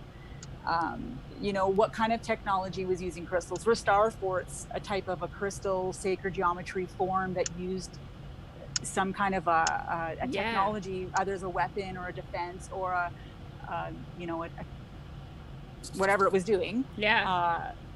Yeah, I don't know. It's cool. And The rock wall in Texas. Yeah. even something like magic carpets, right? When you're looking at a crystalline structure levitating, Yeah. you know, were magic carpets composed of crystal fibers, or did they have it's just, yeah, it's great. I just love it. Yeah, Right. it suddenly makes all these things that were meant to just like cast aside as like, shit, maybe that's real. The past and sci-fi and, you know, mythological tales, and it's just So- like, what are the possibilities? Yeah. Can I hijack this kind of tangentially and say, what is wrong with the fact that we are not, the way we handle the dead, we do not retain our salt memory anymore, and we are not put back in the ground to give our salt memory back to those that come after us. Like, this is the reason why graveyards used to be, I mean, they still are considered sacred, but I think even more so, like, this location is sacred because it has all of that deposited there. Absolutely. And I don't know, it's a full cycle, and we're taking part of that cycle out. And again, it's just another place where we're removing nature from our, we're trying, okay, I say this all the time to people, and they're probably so tired of hearing it, but we keep trying to follow the laws of man, and we should be following the laws of nature. We are part of nature. We are not the top of the pyramid, no matter what we think. If you think you are, then go out and stand outside in the lightning storm naked, holding an umbrella, and we can talk afterwards. Yeah. But I don't know. I think we're missing the boat, and we're missing. I think one of my favorite things about doing these Renaissance fairs with them this summer is getting to watch little kids come into the booth and pick up crystals and ooh and ah. And for them, some kids are really drawn to the flashy, bright crystals, and some are, you know, drawn to the dirt and the clay and the mud. And it's just fun to see them having that experience, and not just like seeing a picture of something. They're having an experience. They're feeling it. It's unlike, you know, we keep discrediting experience, and we keep moving away from first-hand experience. We want to simulate everything, and when we simulate it, we lose the feel. And I'm telling you, you can feel a crystal. You can tell the difference between some crystals, not all of them, but we're losing that. And I don't want to be part of that simulation. I want to go out inside and be around the rocks and crystals. I'd rather not have to spend my life inside around the crystals that have been just obliterated and processed and added chemicals to, and, you know, formed into all kinds of stuff we just don't need. Take it back. I don't want it. Yeah. Take it back. I love that point too, because as a teacher, that's my number one method. I'm like, how do you teach someone? You give them an experience of the thing. And if you haven't done that, then you haven't taught them anything. So you're teaching those kids better than most of their teachers are ever going to when you're doing that. And it was so much fun to see their little faces, and some of the parents too. And, you know, I think part of it too is having that experience with Ben standing there, and he's like telling them all the really cool facts about, sometimes it's the specific mine or the miner or the specific type of crystal, but they're getting information, and I get to learn, and they get to learn, and everybody walks away happy and famished or mesmerized, and it's great. They get to have a real wizard tell them about actual crystals. It's pretty rad. It is. They do show it too. They show it. That's awesome. Absolutely. So Well, sorry for hijacking. What other possibilities do we imagine could happen with crystals that we have not necessarily seen yet? I don't know if we're trying to give people like a takeaway of something they can do, but that kind of just popped in my mind right now. And this is one of those kind of, it can be taken as a metaphysical woo-woo BSC thing, but go get yourself a set of rocks in every color of the rainbow. And they don't need to be something that you bought that's polished and beautiful at the store. They don't need to be a specific crystal, but get something that's red, and something that's orange and yellow and green and blue and indigo and violet. And play with those around your chakras, and just have an experience. See what you feel. See if you notice things. You may not. You might. But see if moving, you know, your sacral chakra stone up to your forehead makes a difference. It might. you might balance an energy that you didn't know was blocked. But sometimes it's okay to break the rules. I think we always want to do it right. Like, these are the rules. Red is root and orange is sacral. And, Yeah. you know, yeah, in general it is. But maybe you need some balancing. Play with things. Go have fun. Go get a rock out of the river. And when you're stressed out, sit and hold that rock. Think about the texture of that rock. Tell me what it feels like. Is it cold? Is it hot? Is it smooth? Is it rough? What do you think this rock went through in that river? Focus on the rock. Use them as a tool to get in touch with you. Because at the end of the day, the only truth you're ever going to know is the truth inside of you. You can't know Lindsay's truth. You can't know Ben's truth or mine or Sasha's. You can know yours, but you have to actually do it. Go play. Man, it'd be so easy if I could make you guys know my truth. Vulcan mind nice? meld. Yeah. Let's grok. So what kind of got me interested in this, and what I think would be, you know, great for us to know the possibilities of, I guess, as far as crystals, is along the lines with the Tartaria stuff that I was really interested in, and just looking at these buildings and knowing, you know, there's a function to them in their form, right? And Right. learning about crystals, that's the one thing about them, is there's a function within their form. Mm-hmm. And there's a book it's a children's book that I have for the kids called Dinotopia. And in one of, I'll hold up but the second time in reading it, I don't know if you guys can see Yes. that this, and so that's so what cool. I've been looking for within the Tartaria, the mud flood, that kind of, or the ancient technology, you know, hidden history, whatever, is how were these buildings being powered, you know? And I kept thinking, you know, it must have been a crystal, or just different things. I kept saying it must have been a crystal. And so when I'd seen this in the book, I was like, oh my God, there it is.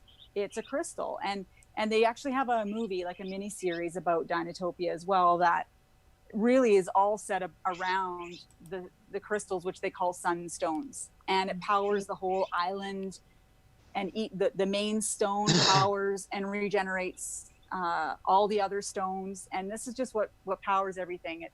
I mean, it doesn't go into too much. Yeah. That reminds me of the Shiva lingams in Temple of Doom. Yes. Yeah. Well, Indiana Jones.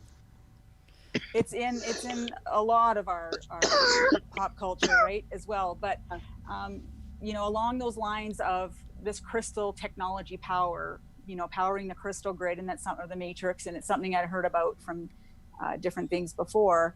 But then I started looking into the pyramids, you know, and them being like, they're, you know, made of granite in the inside, and, you know, like kind of a crystal, I guess, generator, transmitter of this kind of energy. Right. And then learning about these Egyptian, I guess there used to be 28 obelisks around the world, and now I think there's only 8 left. And one of them's in New York City. And so when I went there, I looked at it's in Central Park.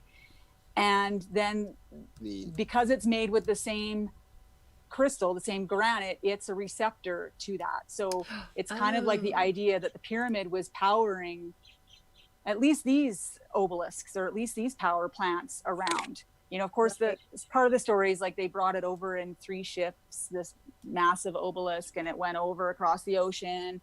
Didn't fit on one, so they had to put it on 3, and then they erected it. But another thought is that it was already there, and it was part of this grid, and then, you know, not just the pyramids, but other grids would have been using that same technology. So I just think that's really fascinating. Yeah. Isn't there a theory that says something to the same effect about our modern societies, that the way our cities are laid out, we are laid literally like, if you look at the motherboard of a computer, we are laid out in a way that they can harvest that energy best and direct our energy best. Everything is linear, everything, you know. I don't know if that's more of the same, or no, that's it is. And even the ancient there's sites show evidence. Like one guy watches videos, John Levy, and he shows a lot of old Google Earth maps of even within the States, rural US or rural anywhere, of old, which looks like a computer chip or energy grid that is old. Yeah. So Nice. been doing it for a long time. Right. Yeah. So There's a hospital, I believe it was in New York, that has built a crystal energy grid and has a giant piece of amethyst at the top of it that they were building, and they were trying to do a test to see if people heal better inside of that. Wow. I don't recall when the finish date when that was supposed to be. Oh, they're still building Another it? use. Yeah, this is only a couple of years ago. Wow, so they're This actually is a starting to fairly apply recent some endeavor. of this. Wow. There's Again. the rock wall in Rockwall, Texas, which has tourmaline, starlight, a number of other things mixed into the mortar. In Coral Castle, And, Florida. Yes, Coral oolite. Castles. Well, Ooliths. the thing with Rockwall is so when they were trying to excavate this out, when they put the excavator on top of that, the vibration from the motor picked up in the entire wall. Huh. And it vibrated so hard they had to stop it, shut the actual engine down. They couldn't even drive it back off, and they had to have it towed back off. Wow. Wow. Yeah, because that wall picked up that engine vibration. You know, it's so crazy, and you have to think about how much damage we do in terms of, like, if that equipment was that harmful to that wall, what is that doing to us when we're surrounded by certain musical frequencies, heavy equipment, loud noises? Like, you're damaging crystals. Yeah. That's a really You're good point. breaking And so along those lines, but at the same time, if a crystal is damaging you, then a crystal can protect you. Yeah. Because they're like Right? transceivers. You fight crystals with crystals. Right. Interesting, yeah. I mean, if So you like could crystal look at shields, frequencies, yeah. you're gonna Like, and it sounds silly. I mean, this is part of it, but it's kind of like, because part of in looking at this is looking what we had. So why don't we have that anymore? What has come here? Was it a meteor that came from somewhere else, or is it something within the earth that grew so crystal? big? Yes. That grew so big, that is feeding off negative energy, that is growing on that, and is now stronger than the positive energy. And so, I see where you're going. Yeah, my brain has been going to lots of different areas.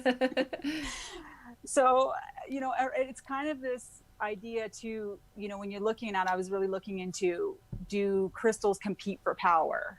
And it doesn't, I can't really see any that, besides the size, a crystal that is bigger is considered more powerful, or and I even watched a video today talking about some of the most fragile looking crystals have more power in them. So I don't really know, I'm still learning, but there's definitely this idea of numbers and matching frequencies. And, I always relate it back to Care Bears, which they probably had a crystal in their belly, but the Care Bears stare. And, when you got them all together, they were able to overcome whatever it was, right? So Right. it's kind of along those lines as well, that's part of what we're trying to do, is gathering our people, and the more energy we put into the positive and the things we want, the more that kind of a reality is creating, because it's probably being created by a crystal. You're building up that network. That is so interesting. So like there's such a strange combination of things going on there. On one hand, I think it's so important that we get in touch with our ancestral crystals, that, those cell salts, those hardwired things. There's knowledge that we need in that. With crystals, you're talking most basically about resonance frequency. I mean, that is really what we're talking about. Yeah. And trying to find a balance somewhere between some of these really opposing, swinging poles. Wow,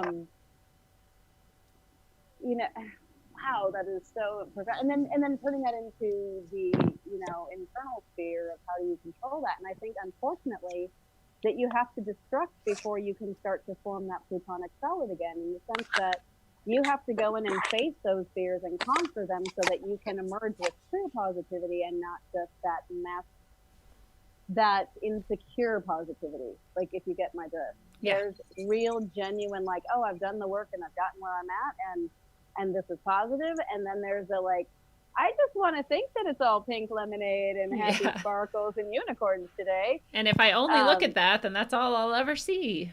Right. Okay. And Well, so and that's part of it. Like if we're looking at, say, a crystal that's able to absorb and have memory and retain information, if it does get corrupted or gets muddled up with opposing or competing or conflicting energies, positive, negative, maybe it has to do a reset in order to ground itself, wipe its memory in order to start again. I don't know. That's another thought I was having too.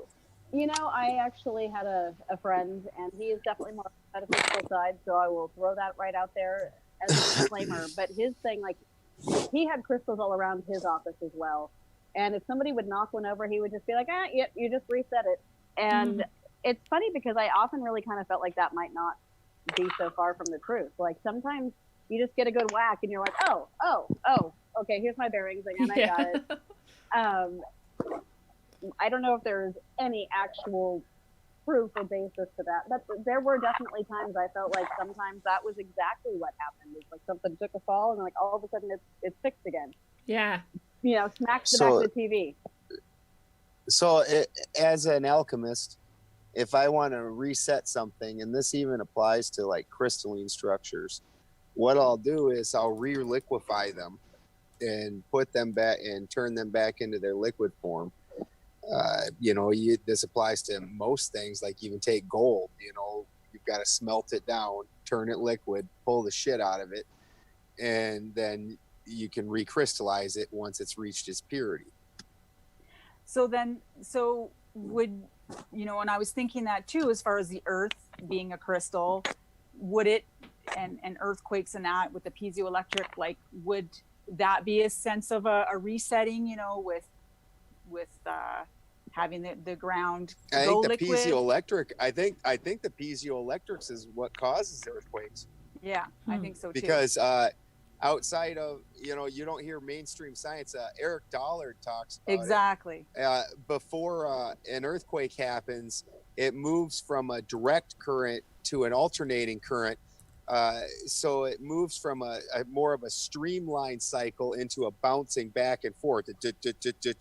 Yeah. And so if you Oscillating. take and you think about the Tesla death bell, what's happening is as that same signal is repeating over and over again, it's catching on itself and building itself and becoming stronger and stronger and stronger. So when the piezoelectric force moves from direct current to alternating current, the same effect is happening, where instead of the energy moving out and away, it's now bouncing inside of there. And once that builds up enough, it tears everything apart. The same as the Tesla death bell. Yeah. It makes sense to me that we're, all having our individual experiences, and we're working on ourselves, and we're, hopefully every time we get that knock, we're like peeling away whatever wasn't working and just getting more and more pure, like, like we're forming a crystal almost, like purifying and, creating the most sort of solid and stable form that we can within ourselves. And that then, if we're resonating with enough people who are kind of on the same path, I guess, it doesn't really matter necessarily. Maybe it matters like the distance, but if you have enough people kind of, no matter what distance around the world, it's just like that tuning fork where like you see the two tuning forks next to each other and there's a ball touching one of them and somebody hits the other one and the ball starts bouncing on the other one. It's like that resonance can travel a certain distance. And if we're all sort of carrying the same capability of retransmitting that or whatever, sending it back out again, then maybe that is sort of the network that we can create to, withstand whatever fucking bullshit is going on this plane. Yep. To put it quite simply. There's no doubt that you can walk into a crowd and feel the mood of the crowd, or if the mood shifts, you can feel that. There's an energy, a visceral feeling. Yeah. Yeah. Yeah, and so you can therefore also then affect it and change it. Possibly with just a few nodes or whatever. I like this thing that I saw the other day from Nassim Haramein also, and he, was talking about how scientists are starting to realize that neurons aren't just kind of like little gateways that like information comes and hits them and then like travels on, that they're actually this sort of almost like quantum. It's like they're all sort of exchanging with each other at the same time on like multiple, they call it dimensions, on multiple different dimensions. And it's like, that's the capability of our brain, and that has to be somehow crystalline, right? So you want to hear? So it's a neural network. It's a crystalline, right? like fiber optics in the earth. It's your fiber optics in your body. So this whatever network on the earth could have the same sort of capability where like you're sending this out on multiple dimensions all over everywhere. So you understand that when you're looking at, so from the occult point of view, when you're looking at your body, your oil is your future, your salt is your past, and they're being bound together right now with the earth elements. So the things that are happening at all those times at the same time. Now, the two elements, the two things are a very oppositional thing when you're first starting out, which is what we're supposed to be trying to do is make the salt and the oil as one. Yeah. And now it has both forms, it's future and past. But that's what we're talking about is inside your body, the salt and the oil are the same thing, and one is the future and one is the past. But they're both being bound here by your earth elements or your present. That makes sense to me. Mm-hmm. So you're trying to like collapse the probability wave to zero or something. Right. And then now you can instantly manifest. You control the future, writes the past. That's why when you look at most of these stories, people don't stop and think about this. And they're like the future, like take the Norns. The future Norn is the young Norn. The past Norn is the old Norn. Well, in the past I was young, and in the future I'm old. How the fuck does that make sense? Yeah. It doesn't. It's because the future Norn comes first, and that writes the past, which manifests in the present. This is also in the Never-Ending Story, the book, just if anyone wants to know. I did not know that. I have not read that as a book. The book is amazing. The book is literally, I think, if any of us read it, we would be like, this is not a children's book. Like, it has all of the sort of alchemical and occult principles and self-transformation and all of the, just everything that we ever talk about. It's all in there. It's an amazing book. That dude was lit. Right. There's a reason it's my favorite book, and it's not because I'm a childish person. No. No. So what, I guess we've already said kind of a lot of the effects that crystals have on us. Like they can clear energy out, they can affect our auric field, they can add energy to us that we maybe are lacking. We talked about how maybe they can like, attenuate our sort of intention and like maybe send it somewhere else. So there's all the kinds of those things. Is there anything else we want to add to what effects crystals can have on us? Well, I think just like any other thing, crystals can have a negative effect too. I mean, uranium is a crystal. Whether or not it does what they say it is, it's still a crystal. And there are crystals that their frequency is radioactive. Whether or not radioactivity doesn't, they're all radioactive. But in harmful ranges. And it happens with crystals just like everything else. We're all made up of crystals. Mm-hmm. Cobalt is toxic. Huh. So it's just like essential oils in a way where you're like, you can't just say, oh, essential oils are great, I'm going to like dump them all on me. Some of them will burn your skin off. Like you have to be careful. Yeah, absolutely. Right, exactly. So there are definitely crystals that fall into the category of unhealthy for human touch or consumption or whatever. Good point. I would not have thought of that. Yeah. It's just like, you were talking about oil of oregano earlier this week, maybe it was last week, but oil of oregano is one of the most amazing things, but it's also so good at what Caustic. it does, that it kills the good stuff too. Yeah. So when people encourage you to consume large quantities of oil of oregano, Gotta be you're killing careful. off your own immune system at the same time. So if it's really good at killing things, is it also really good at killing you? Yeah, true. Yeah, a lot of medicines are like that too, as well, right? Right. Exactly. It's the poison that's killing something, but you have to take enough of the poison, but not so much of it that you harm yourself. You're trying to kill off the thing that's the invader, not the whole system as itself. So then, what if? Go ahead. Which is a similar idea to what medical science is trying to use, like taking chemotherapy. In chemotherapy, they're high tier. He's got to be in every video. Yeah. There's 3 dogs in here. Only he manages to be in every single one.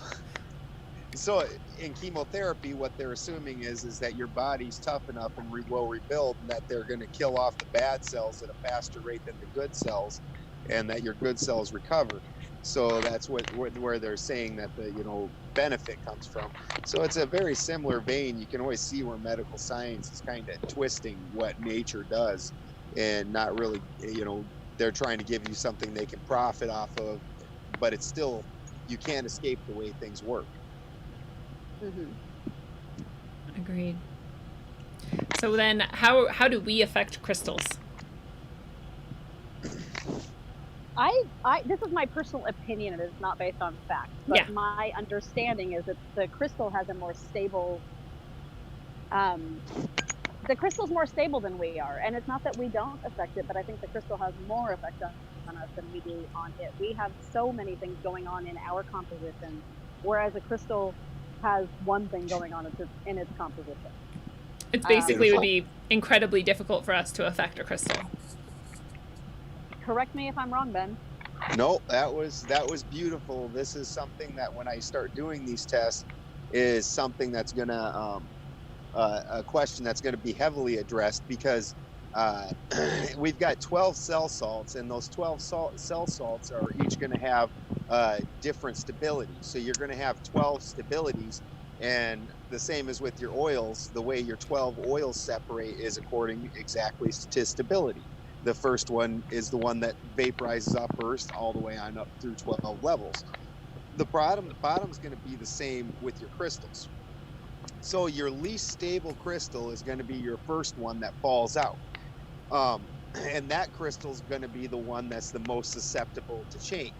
Where your most stable crystal, that was the hardest one to get to do anything in the first place. It's again going to be hardest one to change. So there's a severe stability to crystals. The crystals in general, despite what popular, all the little popular things that everybody talks about, crystals are not feminine. Crystals are masculine. Oil is feminine. Very dense, very stable, hard to change, truculent. Manly. Yeah. We basically can affect them by like cutting them and polishing them, and that's like kind of right. The end of the story. Well, and think about the water experiment though too, right? Yeah, true. Our Yep. intentions have something to do with this. Right, but now here's the thing. Now here's where the trick of this comes in. With Emoto's water experiment, he was not able to put in an outside influence into water that had crystals in it. Huh. He had to distill that out before he did all the parts where he put in the I love you and the music and the I hate you and all those different outside influences.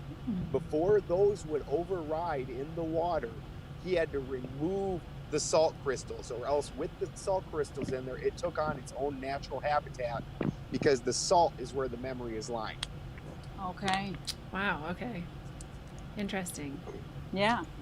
Yeah, that part of it is the part nobody else catches. It's like that salt was the memory. Without the salt, the water always forms a pentagon, which means that the pentagon is a perfect taking of information. That's ready to take in all information. And what is our building that has all of the information and where all of our intelligence is supposed to be go to? The Pentagon. No accident there. Well, yeah. I date him. The beast. The beast, yeah. It's probably a quartz crystal, 666 with the the 6 sides. Oh, good And, call. that's Good call. what's giving out the orders. Yeah. Yeah, they suck in all the information. Water without any minerals in it is ready. It's dying to pull in information. That's again why it strips the minerals out of your body if you drink distilled water. So, should we be using crystals to meditate? We already kind of said yes in a couple different ways. Christy told us about, the pink, the rose quartz, sort of sucking out the anxiety, and different crystals that you can play with your different chakras or move them around your body and see how they react to you. I used to do a meditation. I haven't done it in a long time, where I had a very specific crystal that I had on my forehead or my third eye, and then one on my heart chakra. Yep. Yep. And pineal gland. yeah, and that was pretty trippy. Absolutely. What other sort of meditations could you think of for crystals that we maybe Well, haven't Well, mentioned? Go ahead, Sasha. I was gonna say in the video that I watched today by Les Brown, he's you guys still there? Yeah. Yep. We're back. Oh, sorry. Yep. He did the video called Physics of Crystals, and he was talking about meditating with a crystal. And when you have your crystal, trying to find 2 points that are either dents or holes on it, and putting 2 fingers on those holes, and then putting your thumb, so setting the crystal down and having your fingers on those dents, and then having your thumb on the ground, either on a table, and then just sitting there kind of, I guess, erasing or resetting it like we talked about. And this was his method of doing that. And just erasing the store of memory if anyone else has come along and touched it, or if you're going to use a different intention with your meditation than you did the last time. And just sitting there for a minute or two. And then really sitting there after that and getting your intention set into the crystal before you're going to meditate, or thinking about the questions you're going to ask it, or you're going to ask yourself, or whatever you're going to do during your meditation. So I thought that was interesting. I love that. Yeah. So one thing I'd like to say is that if you're not an experienced meditator, I would meditate without a crystal first, and kind of get a feel for yourself and what you got going on, and then start bringing in crystals one at a time, and realizing that, oh, well, when I have this in my field and I'm trying to clear, this puts me in a happier mood, this makes me more thoughtful, this, whatever it may be. Understand, look for those subtle changes, and then with the things that you need, start working on those changes and start bringing those things into your field. Because part of why, while I don't agree with like the crystal Bible and all that nonsense, and part of why the redundancy does happen is the colorations. Like the colorations are caused by minerals, and so pretty much every crystal that has this type of coloration is going to contain that type of mineral. So you're going to get redundancies. Well, the same thing applies with plants, where a lot of plants, well, this is for sleeping, this is to help you asleep, this one's a sleep aid. Well, some of them are going to affect and work with you better than others. So as you're adding these things in, start looking for the more subtle differences and start building up off of that. Don't just go flooding yourself. Well, shit, I heard Moldavite's the bomb, and that's going to help me, and put 3 pounds of Moldavite around yourself, and then not understanding what's happened. Like start building yourself slowly, and look and always start with as a scientist, you always start with a 0 point. This is my baseline. I need a baseline to work off of. And from there, I start seeing what changes happen and saying, well, that happened because of this. Right. Very good point. And I think he hit on 2 things I would like to say too. One is, I think that while the color rule is not always applicable, it's a fairly easy starting point for people who don't know much about crystals. Go look up a chakra chart and find a colored rock and let them correspond with your chakras. And again, like Ben said, try them one at a time.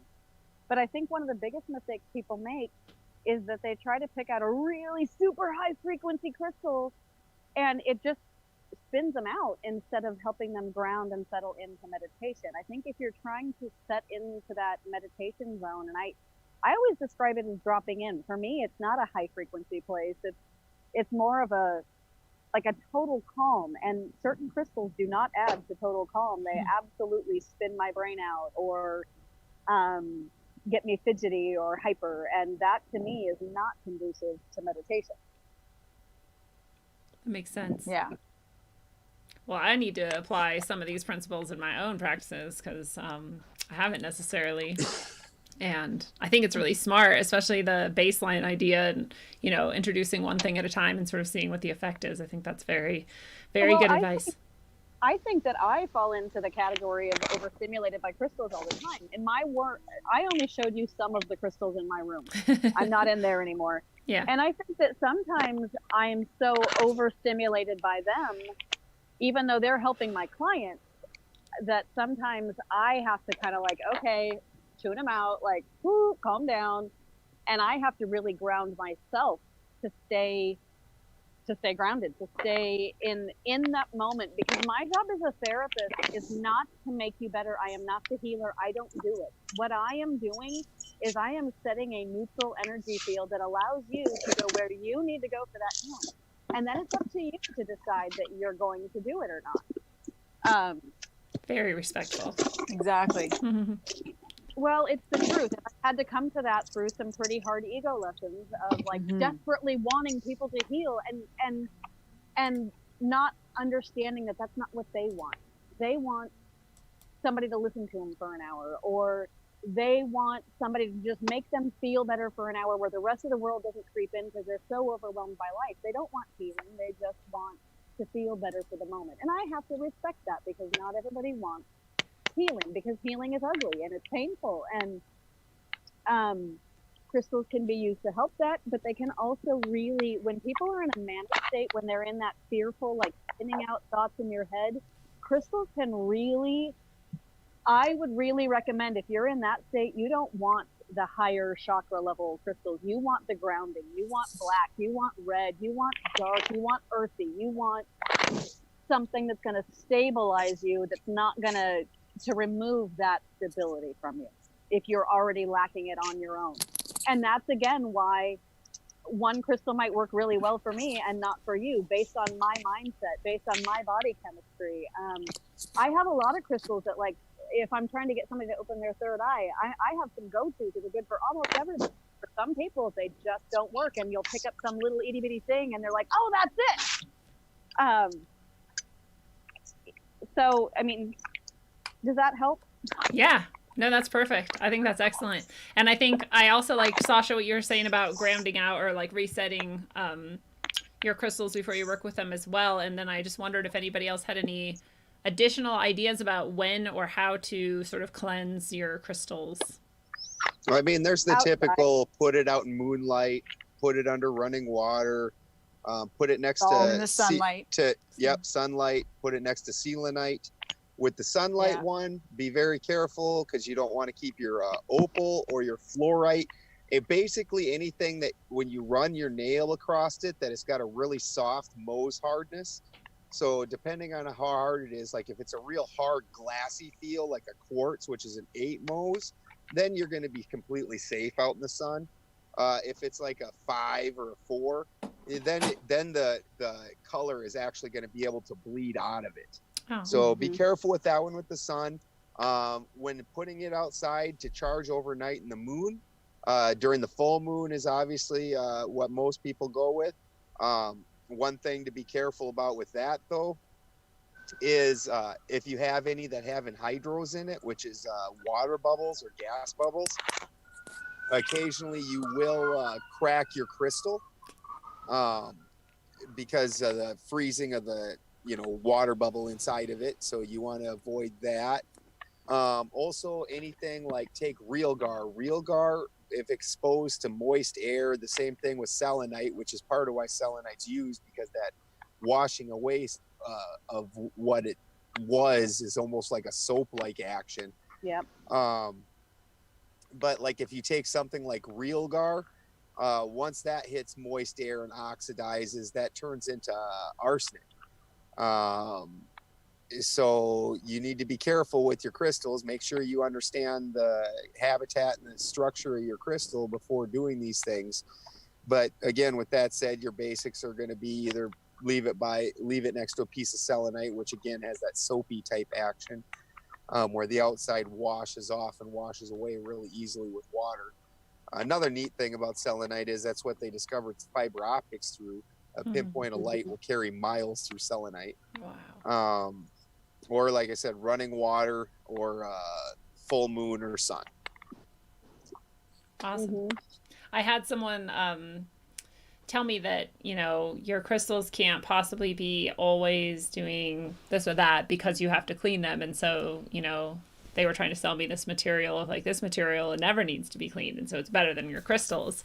What do you guys think about that? BS. Did it come from Yeah. nature? No. Yeah. Then Yeah. no, I don't believe that. And whether or not a crystal really needs to be charged, I've never done an experiment to know. Like, I guess I can't say that I fully believe that specific thing until I've done it and seen measurable proof that somehow what it's emitting is stronger somehow. Yeah. Well, I know the bogie stones that she has. If you leave bogie stones for a substantial amount of time and do not either play with them or put them in the moonlight and sunlight, they will become lighter and they will start falling apart. That's interesting. Yeah. I use them a lot and I feel like they're heavier than when I got them. Yes. And you can literally feel a weight difference just like in a battery. You know how with a battery, if you take a brand new full battery, it weighs substantially more than the dead battery. Like same thing with bogie stones. You can absolutely, there is definitely something going on with that in bogie stones anyways. Mm-hmm.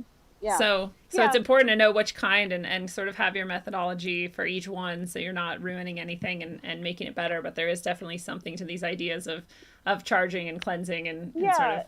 Well, two things. Like, one I want to say is, if in doubt and you're not going to use a crystal because you haven't cleansed it, just use the freaking crystal. Yeah. On the other hand, I will go to the whole, like, the energy of the person that had it before you. Sometimes you just need to kind of get rid of that. And I haven't really ever noticed that often, but I guess that would be maybe more where I would see the need to cleanse something, is if you don't know. Yeah. You know how you get that gut feeling about somebody or something when something just doesn't feel right? Cleanse it.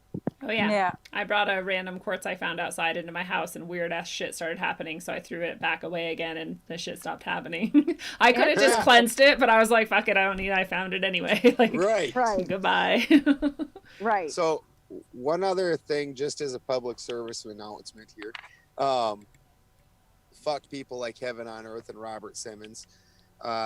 So if you're going to get into crystals, and buy them, start learning your mineralogy. Don't start from the metaphysical dickwads. So you got people like Robert Simmons and Heaven on Earth, and what they do is they buy up like healerite's an easy one for me to talk about. Healerite is gem serpentine. You can either buy a $25 healerite from this dickhead, and he'll tell you how the Azazu woo this only talk to him, and you should pay him like $25 for this $1.25 piece of gem serpentine. Mm-hmm. You know, and that's where all the crap comes from, where people make fun of crystals, is people like that. So understand that you got things like only if you buy it from Heaven on Earth is it Mystic Merlinite, and it costs a ton for it. If you buy it from anybody else, it's called Indigo Gabbro, and it's the same exact mineral, same stuff, good stuff, and it's not going to cost you near the price. Don't buy into these woo dickwads. It's also ridiculous. Because you could do it yourself if there's anyone to talk to, you can like communicate yourself and do your own infusion or whatever. Sorry, Sasha, go ahead. No, I was just going to ask, kind of along those lines, you know, with the price and stuff, what do you think about man-made crystals or crystals that are grown in an environment that speeds them up? Good question. Well, I think for aesthetics, you know, because when you're talking about value, for the two things that drive value are either not having a lot, lack of, or B, being aesthetically pleasing. So if you're looking for just aesthetically pleasing, to where, like, yeah, you can grow really nice diamonds now that basically you can't tell the difference. You can. Same thing with emeralds. Oh yeah, they Musant diamonds.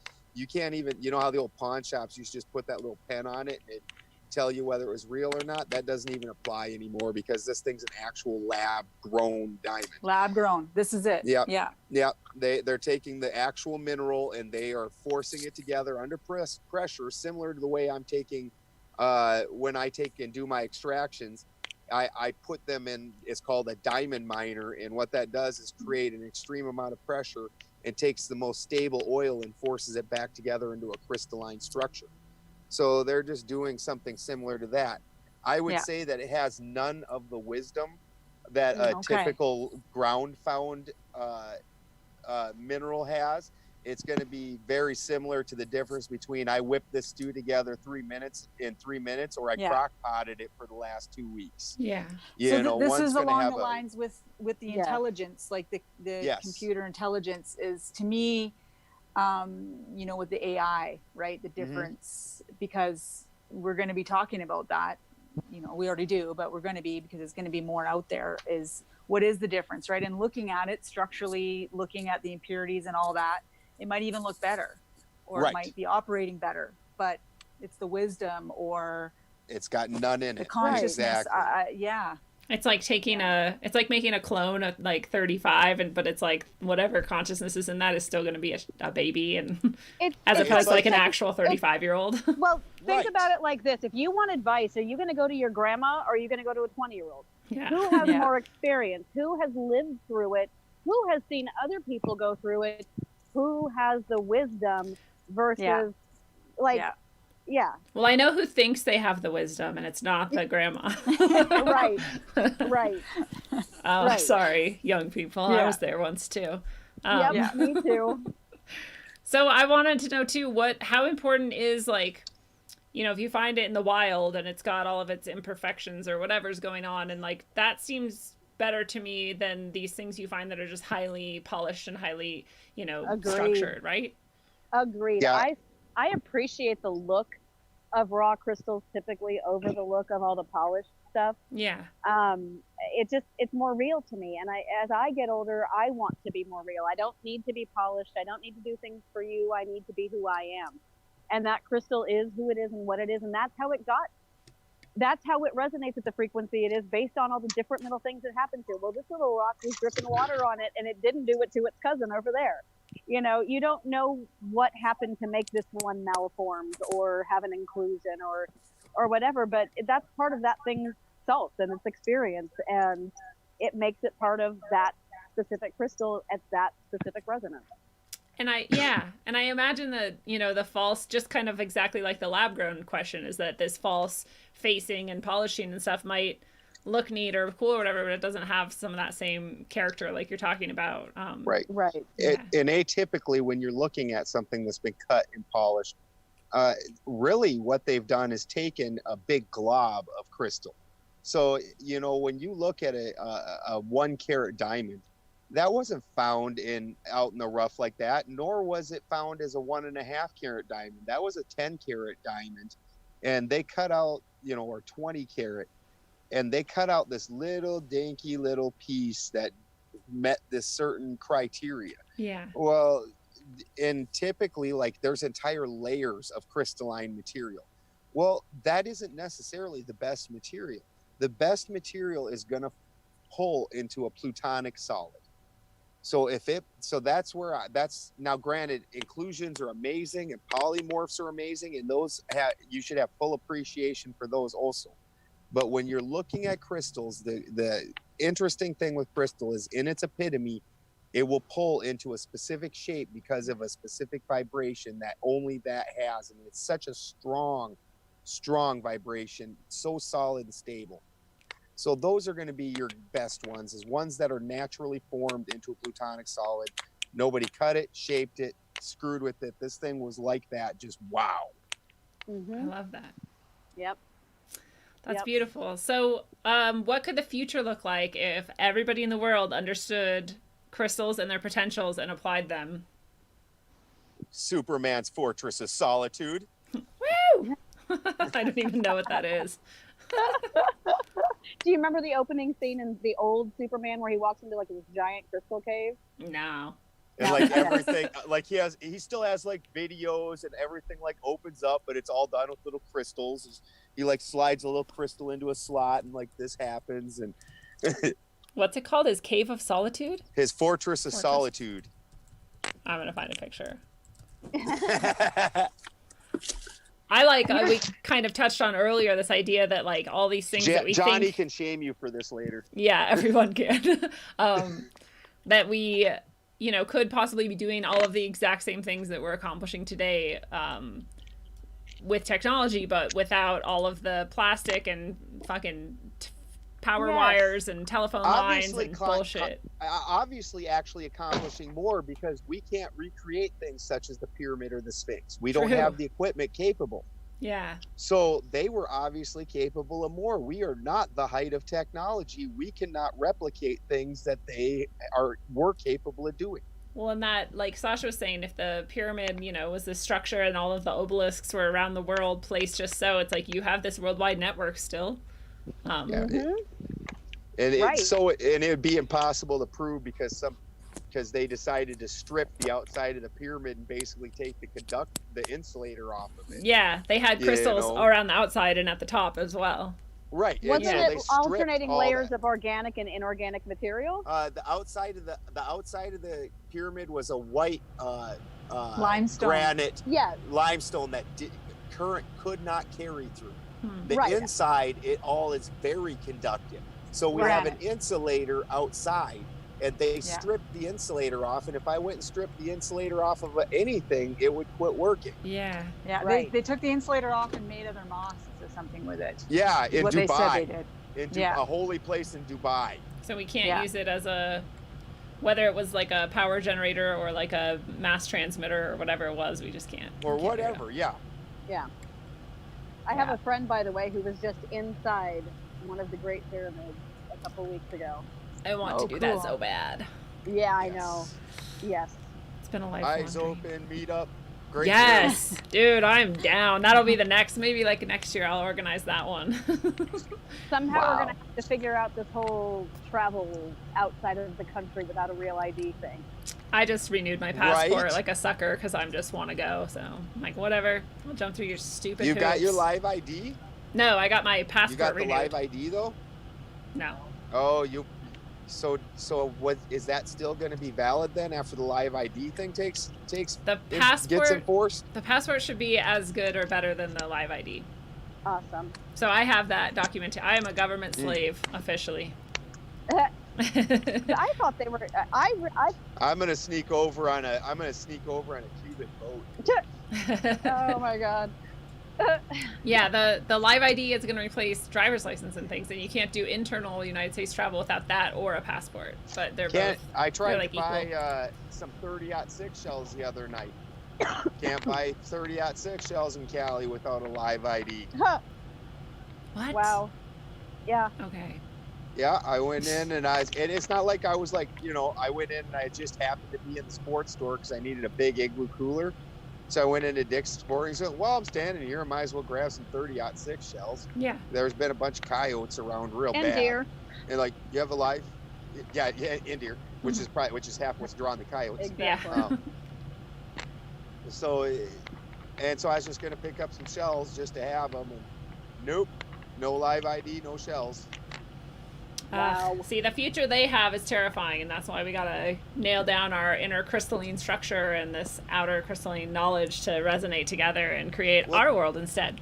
And exactly, and if outside. we don't do that, we can't fight them. We can't fight their technology. This is the only way. Yeah. I love that. This is the way. So let's then take that opportunity on that note to wrap it up with our final words of wisdom. What do we want to leave people with in this episode of Crystals? And Go play. Go pick up some crystals and play and have fun. There's no right or wrong.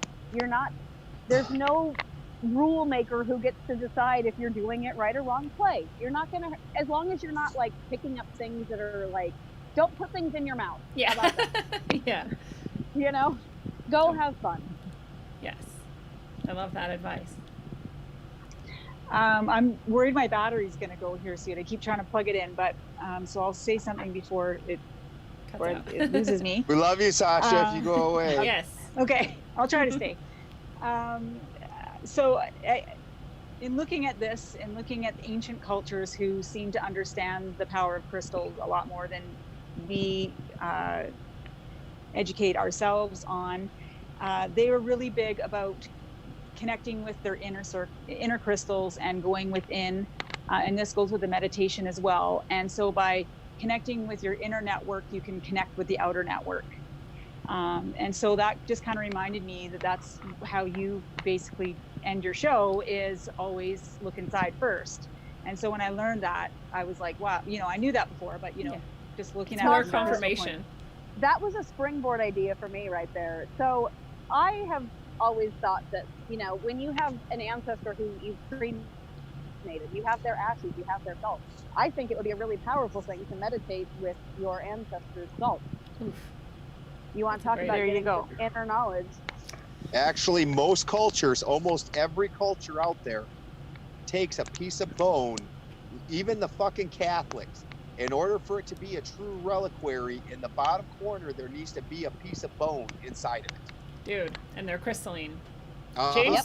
James True was just talking about this on, not too recent, but a little bit ago. He was on this bone resonance, sort of using it in all the cultures that use these bones. It's very important. All kinds of amulets, all kinds of staffs in their headdresses. Yeah. Because they're talking to that. They're talking to their Ancestral ancestors knowledge. through it. Yep. Man, we need that. We need to get back to that. Yeah. Our past. I like that. I like where this has all gone to this, back to this sort of internal, what you can control, and building up your own internal network, like Sasha, you described it, in order to connect with the outer network. And I think that that's exactly the way. And like Ben was saying, like this, there's no way we can really fight back except in this way. And I know there's a lot of people at this point are going to be still thinking like, wow, that was a decent episode, but they're ending on this woo-woo shit. But I think that's I want to say one other thing. Yeah. And in realizing what crystals are and how they're so plentiful and one creates the other, is that really what this has taught me is that there's no scarcity. Yeah. Love it. Because Love it. And especially even with the idea of making crystals, and crystals are creating basically everything from crystals. I just really liked to reiterate that there's no scarcity. Yes. They're These things are constantly everywhere. regenerating. As they go piezoelectric and dissipate, they hit the environment, they slow back down, and they come back down as a liquid, form back into a crystal. Exactly. It's recycled. The feedback, the free energy.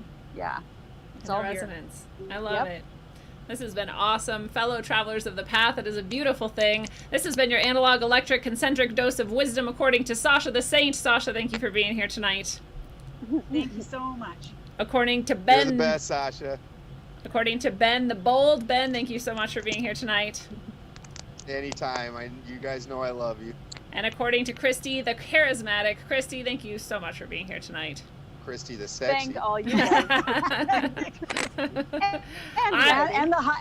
and the hugger. I admit, she's sexy. Yes, I'll say it. yeah, and the hugger, yes. Yes, queen hugger. She's the queen of hugs. You guys are truly the crystal experts, and I really was happy to be on the show with you guys. Oh, Thank you, well, I'm Sasha. so just awed by some of the information that you brought forward. That was awesome. Thank you, Sasha. It was fantastic. Thank You you. have no idea. I've stood in rooms with people that are supposed to be experts and couldn't spit out half of what you did. Thank you so Nice. much. That's awesome. Yeah. Thank you guys all. You're all badasses. And when we look back at the multitude of aspects hidden from us and the complexity of the interconnected deceits, the vision is overwhelming and difficult to navigate. But piece by piece, layer by layer, we come ever closer to the truth. And when there is a puzzle piece placed, so intricately connected to every aspect of our existence, past, present, and future, physical, mental, and spiritual, We can also then notice its discrete absence from our worldview, our history, and even our sciences. And we can understand that it is something significant to try to re-immerse into our psyches and hopefully invite to re-emerge into our way of life. Our consciousness is primary, and its interaction with the crystalline is key. Until you sync your consciousness with the crystals in your sphere, travel well, aim for balance, and always look inside first. Mwah. Thank you, Lindsay. It's a one-on-one lesson, so do your homework. Make your dome hurt while up on earth. My Love you guys. From holy dirt. Love you. Bye. Vibes manifested to words that told me search for verbs and adjectives to describe birth. Word more than one can speak. While the tongue beats a weak, a sour taste in your mouth, bittersweet. Words can also kill you when you sleep. Mind condition, low frequencies while the subconscious mind listens. I can tell a vision filled with lies, disguised as truth, and spread it like the word to the youth. Watch the tube. A place where the God gets booed is sorcery. To recreate the God forgery. There's more than me that meets the eye, not too many know. Just hear me flow like the eye of Horus Pinio. Yeah, not ready to leave until we believe we're free to go. You hear me? Run.